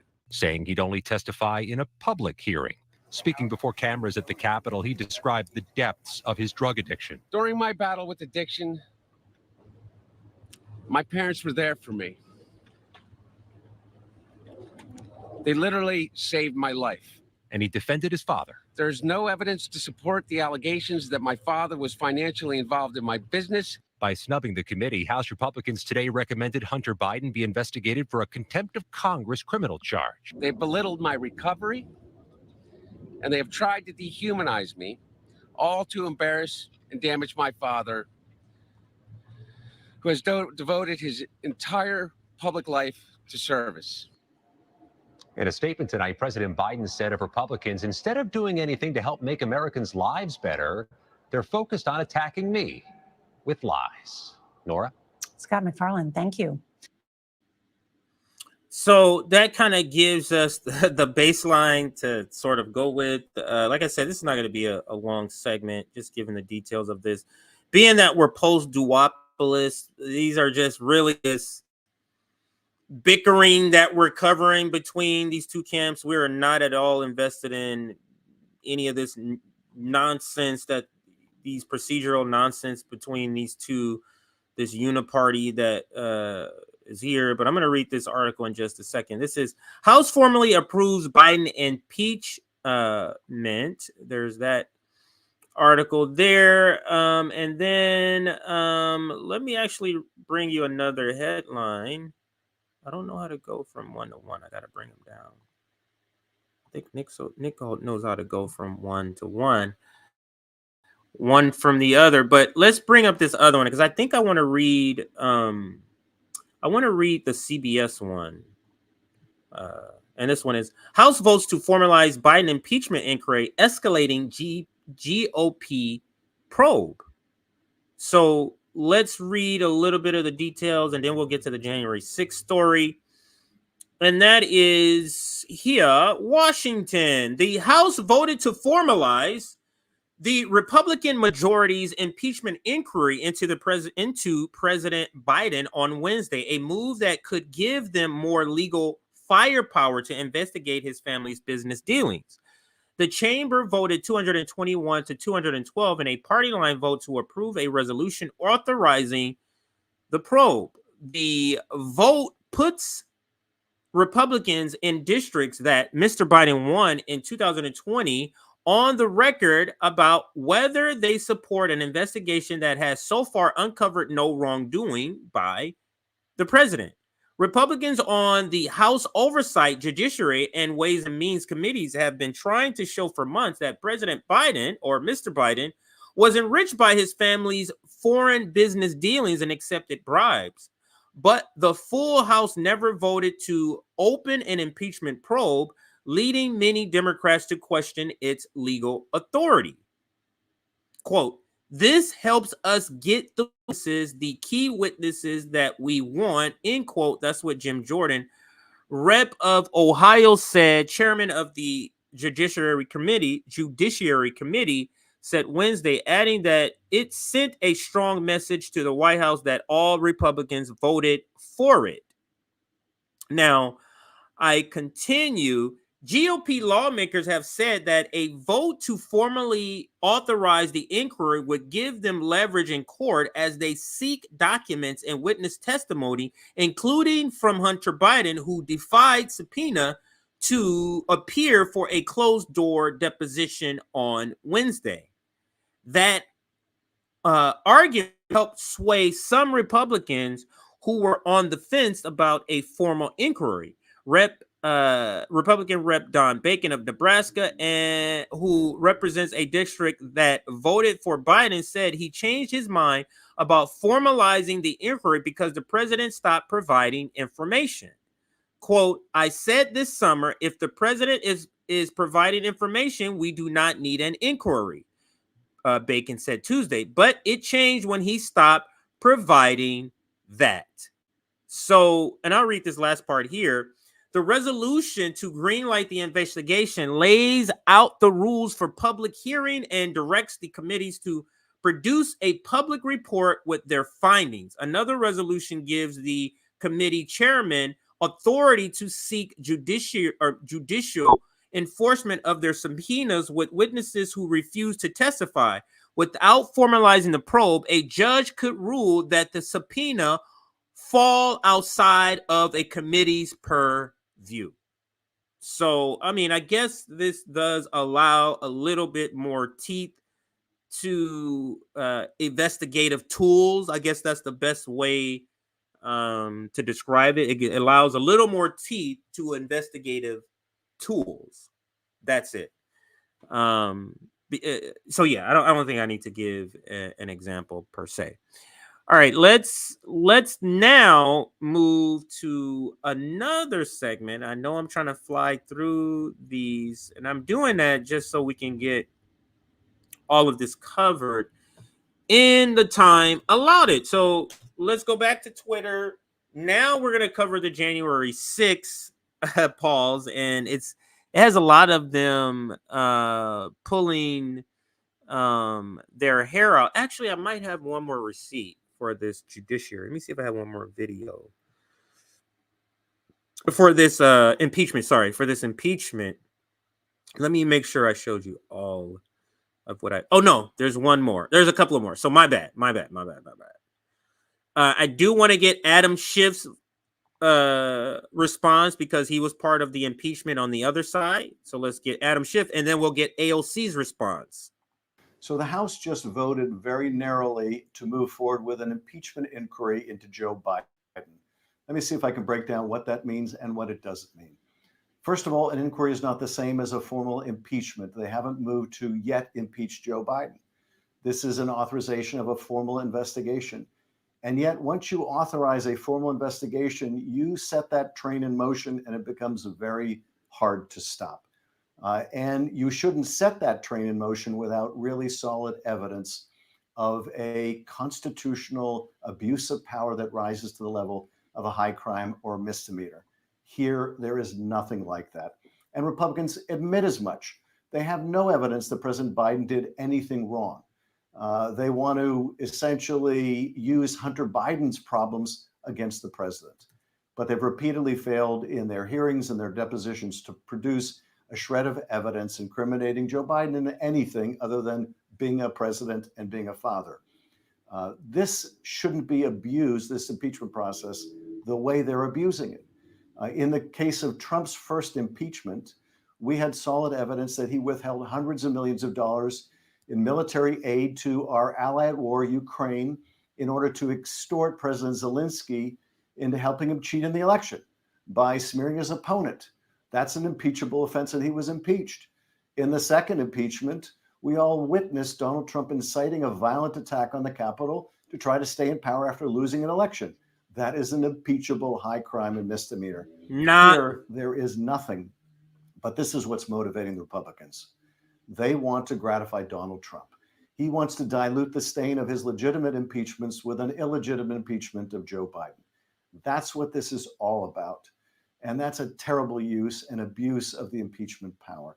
But it's just another illustration that Republicans don't have anything positive to offer, except censures and impeachments and expulsions. They have no effort, no agenda, no policy to bring down the cost of housing and build more affordable housing, or to reduce drug prices, or to expand healthcare, or to attack climate change. They're a big zero. So instead, we have all of these distractions meant to gratify Donald Trump and to try to weaken Joe Biden. It's a terrible abuse of power. It's not the first time, not the last time they'll engage in this kind of conduct, but it's a real disservice to the country.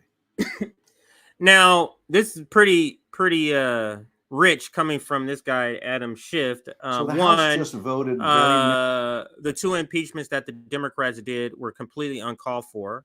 Two, they were in the middle of a pandemic. So you protesting that, oh, they're not doing work, please. You guys don't do work for the people. And all of the things you mentioned that the Democrats are not that the Republicans are not doing in place of this impeachment, you guys didn't do when no impeachment was around and you had the House. Where's the Voting Rights Act? Not something I want, but the black voters who vote for you, they wanted that. Where's that? Where's the minimum wage that you promised? That you told you had Bernie Sanders up there pandering and trying to get his people to vote for you when you said you were going to go for that and you didn't. So let's end this with AOC chiming in. She is fully now establishment. Everybody around her, look, Gottenheimer. Chantel Brown. She is completely full on establishment, and she looks like she's in shambles. Let's listen. The ranking member laid out what's happening here quite clearly. Republicans do not have a case. And let's also remind everybody that this impeachment inquiry by the Republican Party has already begun in a public forum. They launched an impeachment inquiry without a House floor vote already. And their own witness, the own Republican witness, said that there are, from what he has seen, there are not grounds for an impeachment inquiry, or rather, frankly, impeachment in general of President Biden. But that has not deterred the Republican side from continuing to try to force through a completely groundless and unsubstantiated, I won't even call it an investigation, I'll just call it an exercise in futility. What we've seen from this deposition, Chairman Comer himself told Hunter Biden, you choose. Whichever you choose, come in public and come in private. Hunter Biden, in an attempt to clear his name from what has been happening publicly, has stated that he is willing to testify to the public. But because the Republican investigation has been debunked, exposed, and consistently covered and exposed as having falsehoods, they decided that they will take back and rescind their offer of a public investigation. So this is going to go on now with a parade of Democrats on the microphone. Then we can. Yeah. What is her point here? What is AOC's point? It's truly sort of like, I'm embarrassed for her. I feel embarrassed for her that she's putting her reputation on the line for this guy, Joe Biden. She's putting her reputation on the line for some establishment leaders, and she's bleeding left support and doesn't care. and it's truly sad. But to see her fully a part of the establishment and appearing in news conferences with people like Gottheimer and Chantel Brown is just pretty sad. And yes, that was another word salad. The only person who's worse at word salad that takes the crown above her, or the tiara, I should say, is Kamala Harris. There's no one above her. Kamala Harris, though, takes it. All right, now let's get to related, but not related in the sense that is Donald Trump. Let's get into the next topic, another brief topic, and that is the January 6th election trial has been put on pause. And let's go through, is a couple of, let me go to the shorter clip first. That's a longer clip. Let's go to the shorter clip first. Let's listen to the news being announced that the judge has ruled that it's the election, the January 6th election interference trial is now on pause. This broke just moments ago. A judge has put former President Trump's election interference case on hold while he appeals a ruling on his claim that because he was president at the time, he has immunity from prosecution on this. Shannon Bream's here on the breaking news, but first we're going to go to David Spunt at Justice, reporting from Capitol Hill right now. Hi, David. Yeah, hi, Martha. This is a big deal because Judge Tanya Chutkan, the judge assigned to this case that expected to see this entire trial through with Donald Trump, right now has essentially said, I don't have jurisdiction anymore because this case likely is going to become or come before the U.S. Supreme Court. The Supreme Court has much more authority than a federal district judge in Washington, D.C. So with an order, Judge Chutkan just announced that she's putting this on hold right now. That means she's not going to accept new evidence or new writings or anything else on the public docket. Everything freezes in this case. And Martha, it's significant because it could push back the March 4th trial date. That's one day before Super Tuesday. When you look at the court calendar versus the campaign calendar, Donald Trump's team wants this to be pushed back until after the election. Special counsel Jack Smith's team actually went directly to the Supreme Court earlier this week and asked them to decide whether or not Donald Trump should be protected by presidential immunity. So while this is going to the Supreme Court and the Supreme Court is giving Trump's team until next Wednesday to give some sort of response, Judge Chutkan has now said, listen, the Supreme Court is in charge. I'm going to hold off here. But ultimately, if the Supreme Court does not rule in the former president's favor, it may come right back to Judge Chutkan and we start the process all over again. But this is definitely a delay, Martha. Okay, interesting. Yeah, and like I said, it is a complete meltdown by liberal media. We'll get to some of it in just a little bit. This but broke is just it, yeah, oops, let me turn this off every time that happens. And I'll get to this news filing here. But before I do that, there is another headline I wanted to show you. Maybe it's not. I guess this is it. Actually, I have it on a different, I think it's on YouTube. So let's play this segment on MSNBC announcing the breaking news, or it was breaking at the time. We have some genuine breaking news here. Judge Tanya Chutkan of the D.C. Court has granted Donald Trump's request for a stay of all proceedings in his D.C. criminal case, writing that Trump's appeal on presidential immunity grounds has forced her hand. All pending deadlines and court dates in that case will be stayed, but not vacated. This is about the appeal to the Supreme Court that Donald Trump has presidential immunity. Donald Trump didn't appeal to the Supreme Court, but Jack Smith did. The Supreme Court said, yes, it will considering it. It has asked Donald Trump's team to come up with a response to Jack Smith by next Wednesday, I believe, December 20th.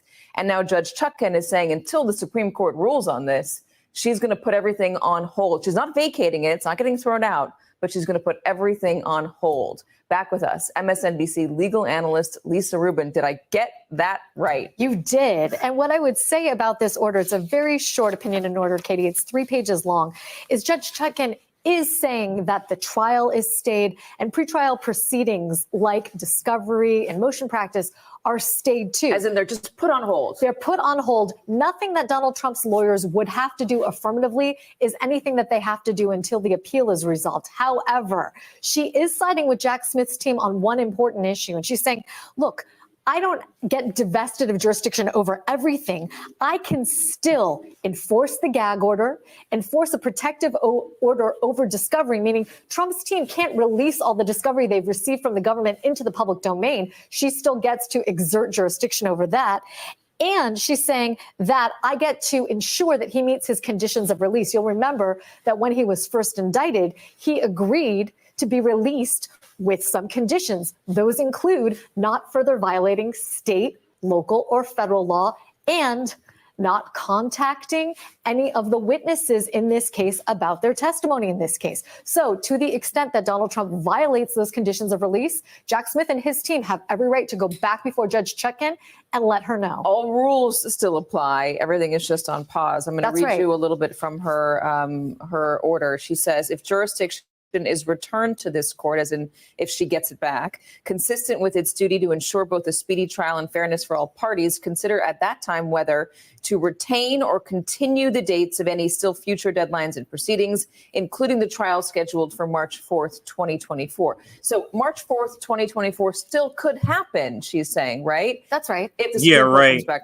fairly quickly. That's right. And, you know, right now, you and I discussed the other day, Jack Smith is sort of taking a two-tiered approach. He's asking both the D.C. Circuit to expedite its appeal and trying to go straight to the Supreme Court and leapfrog that D.C. Circuit.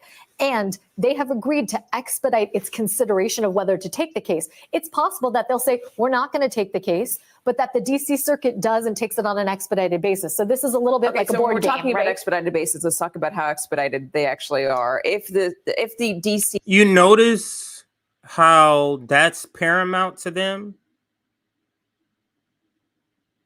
It's so paramount to them that these cases get adjudicated before a certain period so that they can use it to make sure he's not elected. I don't understand. He has the charges and he goes up. Why do you think convicting him is going to stop any of that? I just don't get the rationale behind that. It just doesn't make sense to me.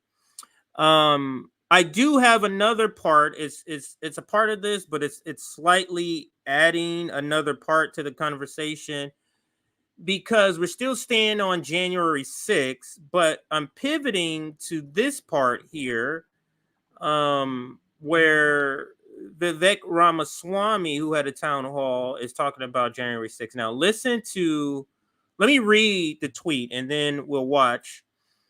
This is what Glenn Greenwald says, and it says, look how desperate CNN and Abby Phillips are to protect the FBI. She barely lets Vivek speak because FBI entrapment, which has been going on for decades, still is, and CNN hides it. New York Times, among those who marched in the Capitol on January 6th, an FBI informant. Now, this is what Glenn Greenwald is talking about. He's talking about this. Vivek Ramaswamy puts this out. It's a clip from his town hall that he did. I think it was yesterday. Yeah, I think it was yesterday. He did the town hall. And we're probably going to cover it. Maybe Nick and CJ will cover it tomorrow. Let me read. It says, he tweets out, too bad for CNN. We'll take the truth on January 6th mainstream. There is clear evidence that there was at the very least entrapment of peaceful protesters, similar to the fake Gretchen Whitmer kidnapping plot and countless other cases. The FBI won't admit how many undercover officers were in the field on January 6th. Capitol Police, I said capitalist, that's the same thing.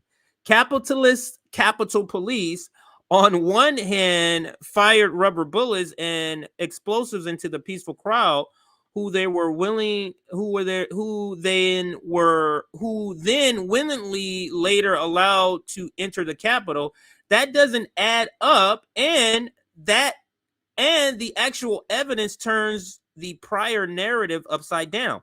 If the deep state is willing to manufacture an insurrection to take down its political opponent, they can do anything. Once you see it, you can't unsee it. Now, that's him, Vivek. Now, let's listen to what he clipped here. So let me ask you about something that you said at the debate last week. You used the phrase inside job to describe what happened on January 6th.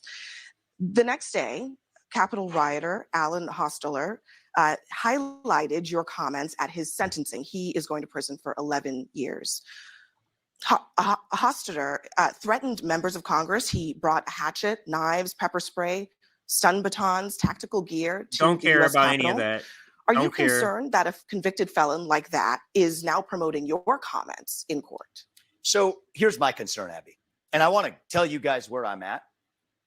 If you had told me it's close to 3 years ago that January 6, 2021 happened, if you had told me 3 years ago, back when I was a biotech CEO, not steeped in this world, I was just consuming passive media, but was focused on my world of developing medicines. If you had told me that January 6 was in any way an inside job, the subject of government entrapment, I would have told you that was crazy talk. Fringe conspiracy theory nonsense. I can tell you now, having gone somewhat deep in this, it's not. I mean, the reality is this. We do have a government, first of all, we have to acknowledge, that has lied to us systematically over the last several years about the origin of COVID-19, about the Hunter Biden laptop that we were told was false by 51 CIA experts and otherwise before we now. I need to stop here. He mentions COVID, so I had to say this for YouTube. I am playing a video from Republican primary candidate Vivek Ramaswamy. He has a town hall on CNN.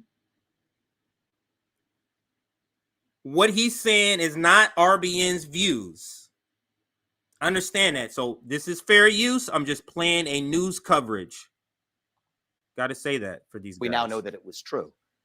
You can go straight down the list, the Trump-Russia disinformation collusion hoax, all of it. Now we come to January 6th.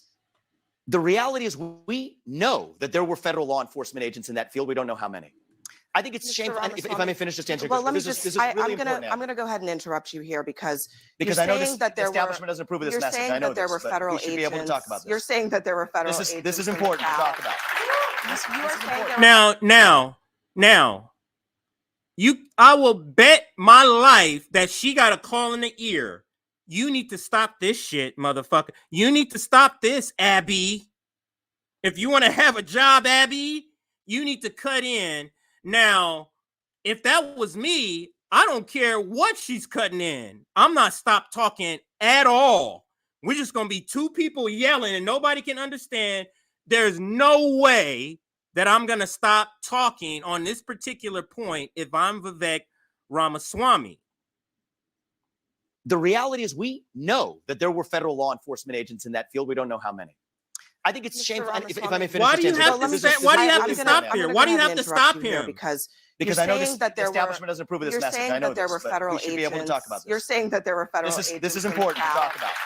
You are saying there were federal agents in the crowd on January 6th. Yep. There is no evidence that there were federal agents in the crowd on January 6th. So why before Congress went? What?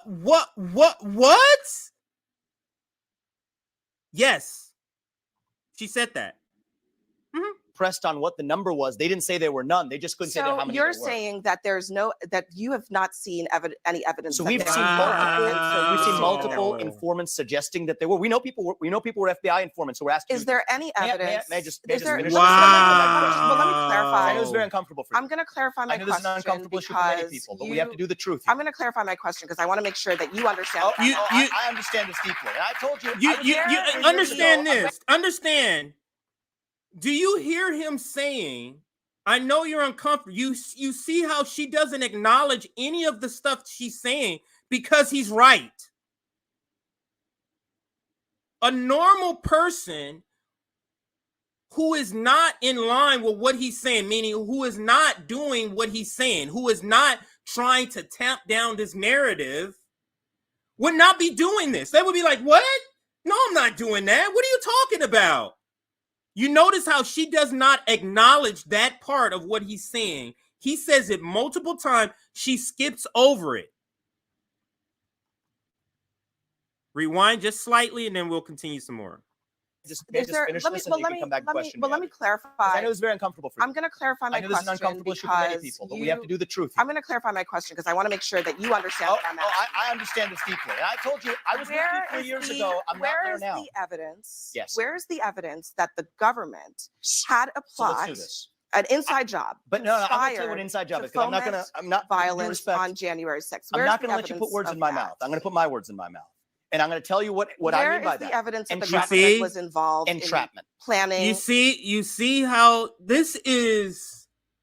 Woo! Oh yeah, Nick and I gonna have to cover this whole thing. This is ridiculous. The fact that she is not acknowledging and addressing what he's saying, how she is purposely trying to stop him from saying this. Like by saying, what are you talking about? I'm not doing that. She is just trying to just stick to the talking point. Amazing. Or executing January 6th. So I'm going to give you hard facts. And if I may, Abby, I know this is going to be a little uncomfortable, but we're going to go through this and you can push back on it after that. And you can push back on that. And let's do this fairly. Why did they suppress footage of now what's been released, 200 hours of footage of shooting rubber bullets into that crowd, shooting tear gas into that crowd? You didn't see that before. You saw what the response was to that. Now you see footage coming out of actually rolling out the red carpet for Capitol Police allowing you just said you was going to let him speak. Somebody's in her ear telling her there's no fucking way you're about to put that out there. Not with all these 91 charges still going on. Not with the pause in the January 6th election. No way, sir. If you thought we gave you a town hall so you can talk and give what you think, you're wrong, sir. You're just going to answer our questions in the manner and format that we want them answered. That's all you're here to do, Vivek. Amazing. So Nick and I have to cover this. We have to cover this. That video evidence should have been released before, Abby. Mr. Ramaswamy, the vast majority of the footage shows police officers being overwhelmed. Wow, why would you? This shit is ridiculous. This shit is ridiculous, man. Talk about one more case. This is really important. Now, there is something I would do different. I would be quiet and let her talk. Let her finish. I wouldn't acknowledge anything she said. I would just continue where I left off in the story I'm telling. She would interrupt. Okay, stop. I'm just going to continue with the story I'm selling. You asked, you moved, you go commercial. Come back. Oh, now we're talking about immigrant. No, we're not. I'm going right back to what I was saying. That's what I would do. It is so, this is nakedly covering for this hoax that we call the fucking January 6th. It's very similar to October 7th. Very similar. Or maybe that's what Netanyahu is modeling his thing after. You just kind of, you hear something happen, you let it. Anyway, I'm not going to get into that for YouTube purposes. But let's let it play a little bit more, and then we're going to close here.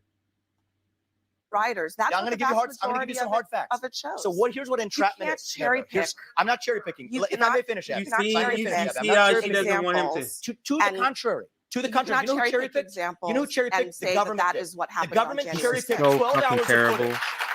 This is so fucking terrible.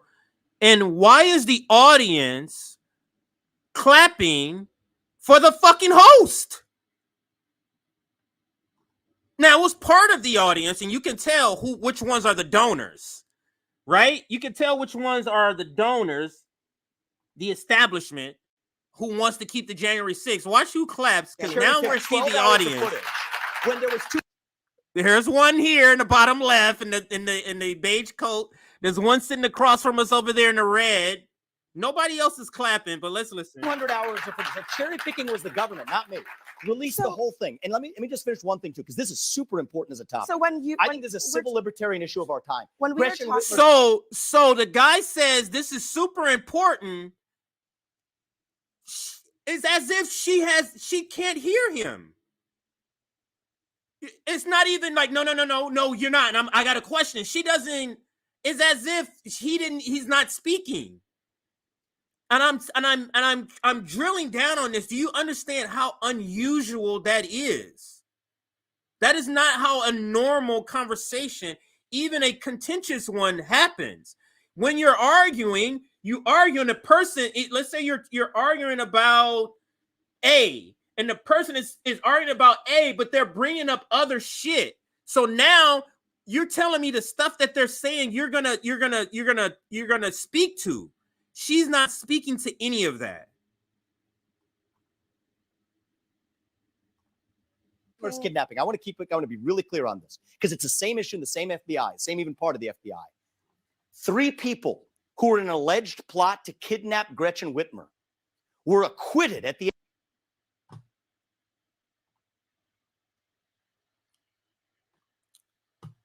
I'm the only one. Y'all are watching real time how I react to shit.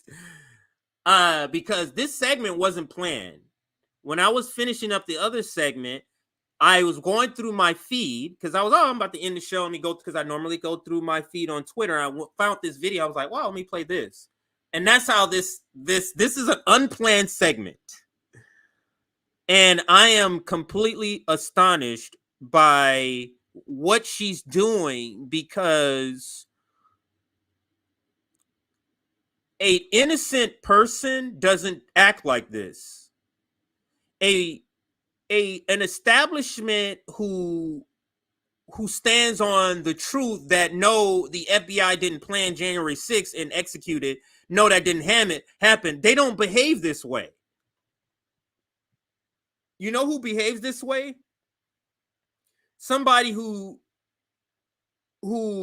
understands that the FBI, the January 6th is a complete made up bullshit hoax carried out by the FBI, and you don't want that information to get out because you're still have a lot of people under your propaganda spell about that, and you can't even let tidbits of information get out, because that tidbit of information, then those people can pull that tidbit and find that string to more information. So you have to cut it off, even making it inaudible. That's why she kept talking over him. You have to make it inaudible so people who have fell for your propaganda don't even have the ability to look up what he's saying.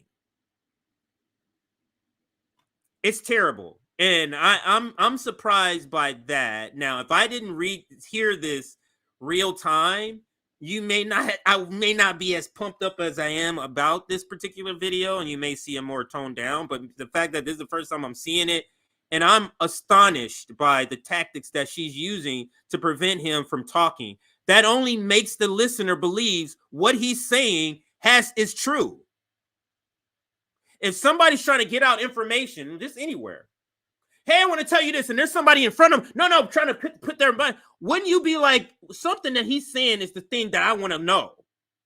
There has to be truth to what he's saying, because a person, why would you be trying to talk over a person who's telling you that the sky is red? Why would you be trying to talk over a person that's saying that? You wouldn't. You just let the person who's saying stupid shit say it themselves. Let them hang themselves. Anyway, I've rambled on long enough. I belabored the point, I know, but I'm astonished by it. We're going to go ahead and call it. So if you're watching, we absolutely have to cover this Vivek Ramaswamy town hall.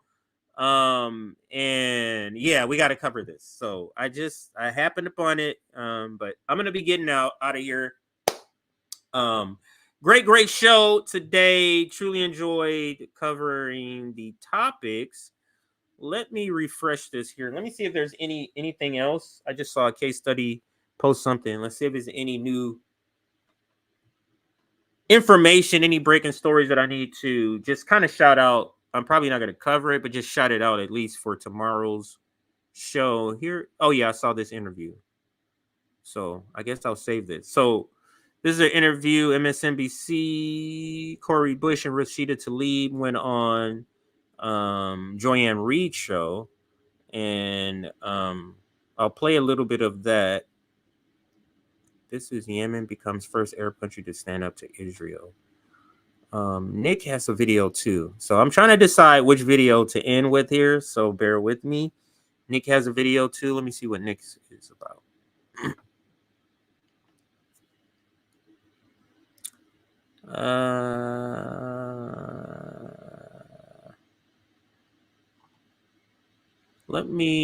I think I'll go with that. I'll go with this one. Here goes Nick. We're gonna end the show with Nick. So Nick's latest hotspot video. So make sure you join us tomorrow. Nick and CJ should be here. I'm almost certain we will. Hit that like button. Let's get us to 500 likes before we leave, which should be easy to do.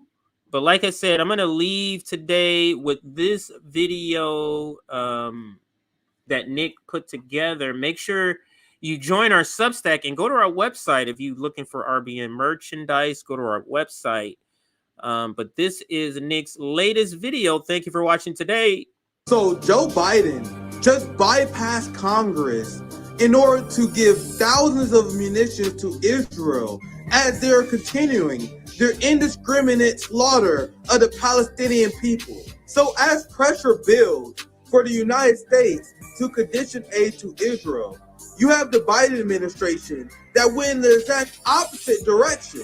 Genocide Joe Biden is so passionate about the genocide of the Palestinian people that he's funding that he can't allow accountability or oversight to get in the way of that. The Biden administration and the corporate media will have you believe that Biden has done everything he could to pressure Israel to limit the amount of civilian casualties. But why will you continue to send them weapons without any accountability or oversight after the damage they have caused? Israel's genocide of the Palestinian people has been so barbaric that the United States even had to warn Israel to limit their civilian casualties.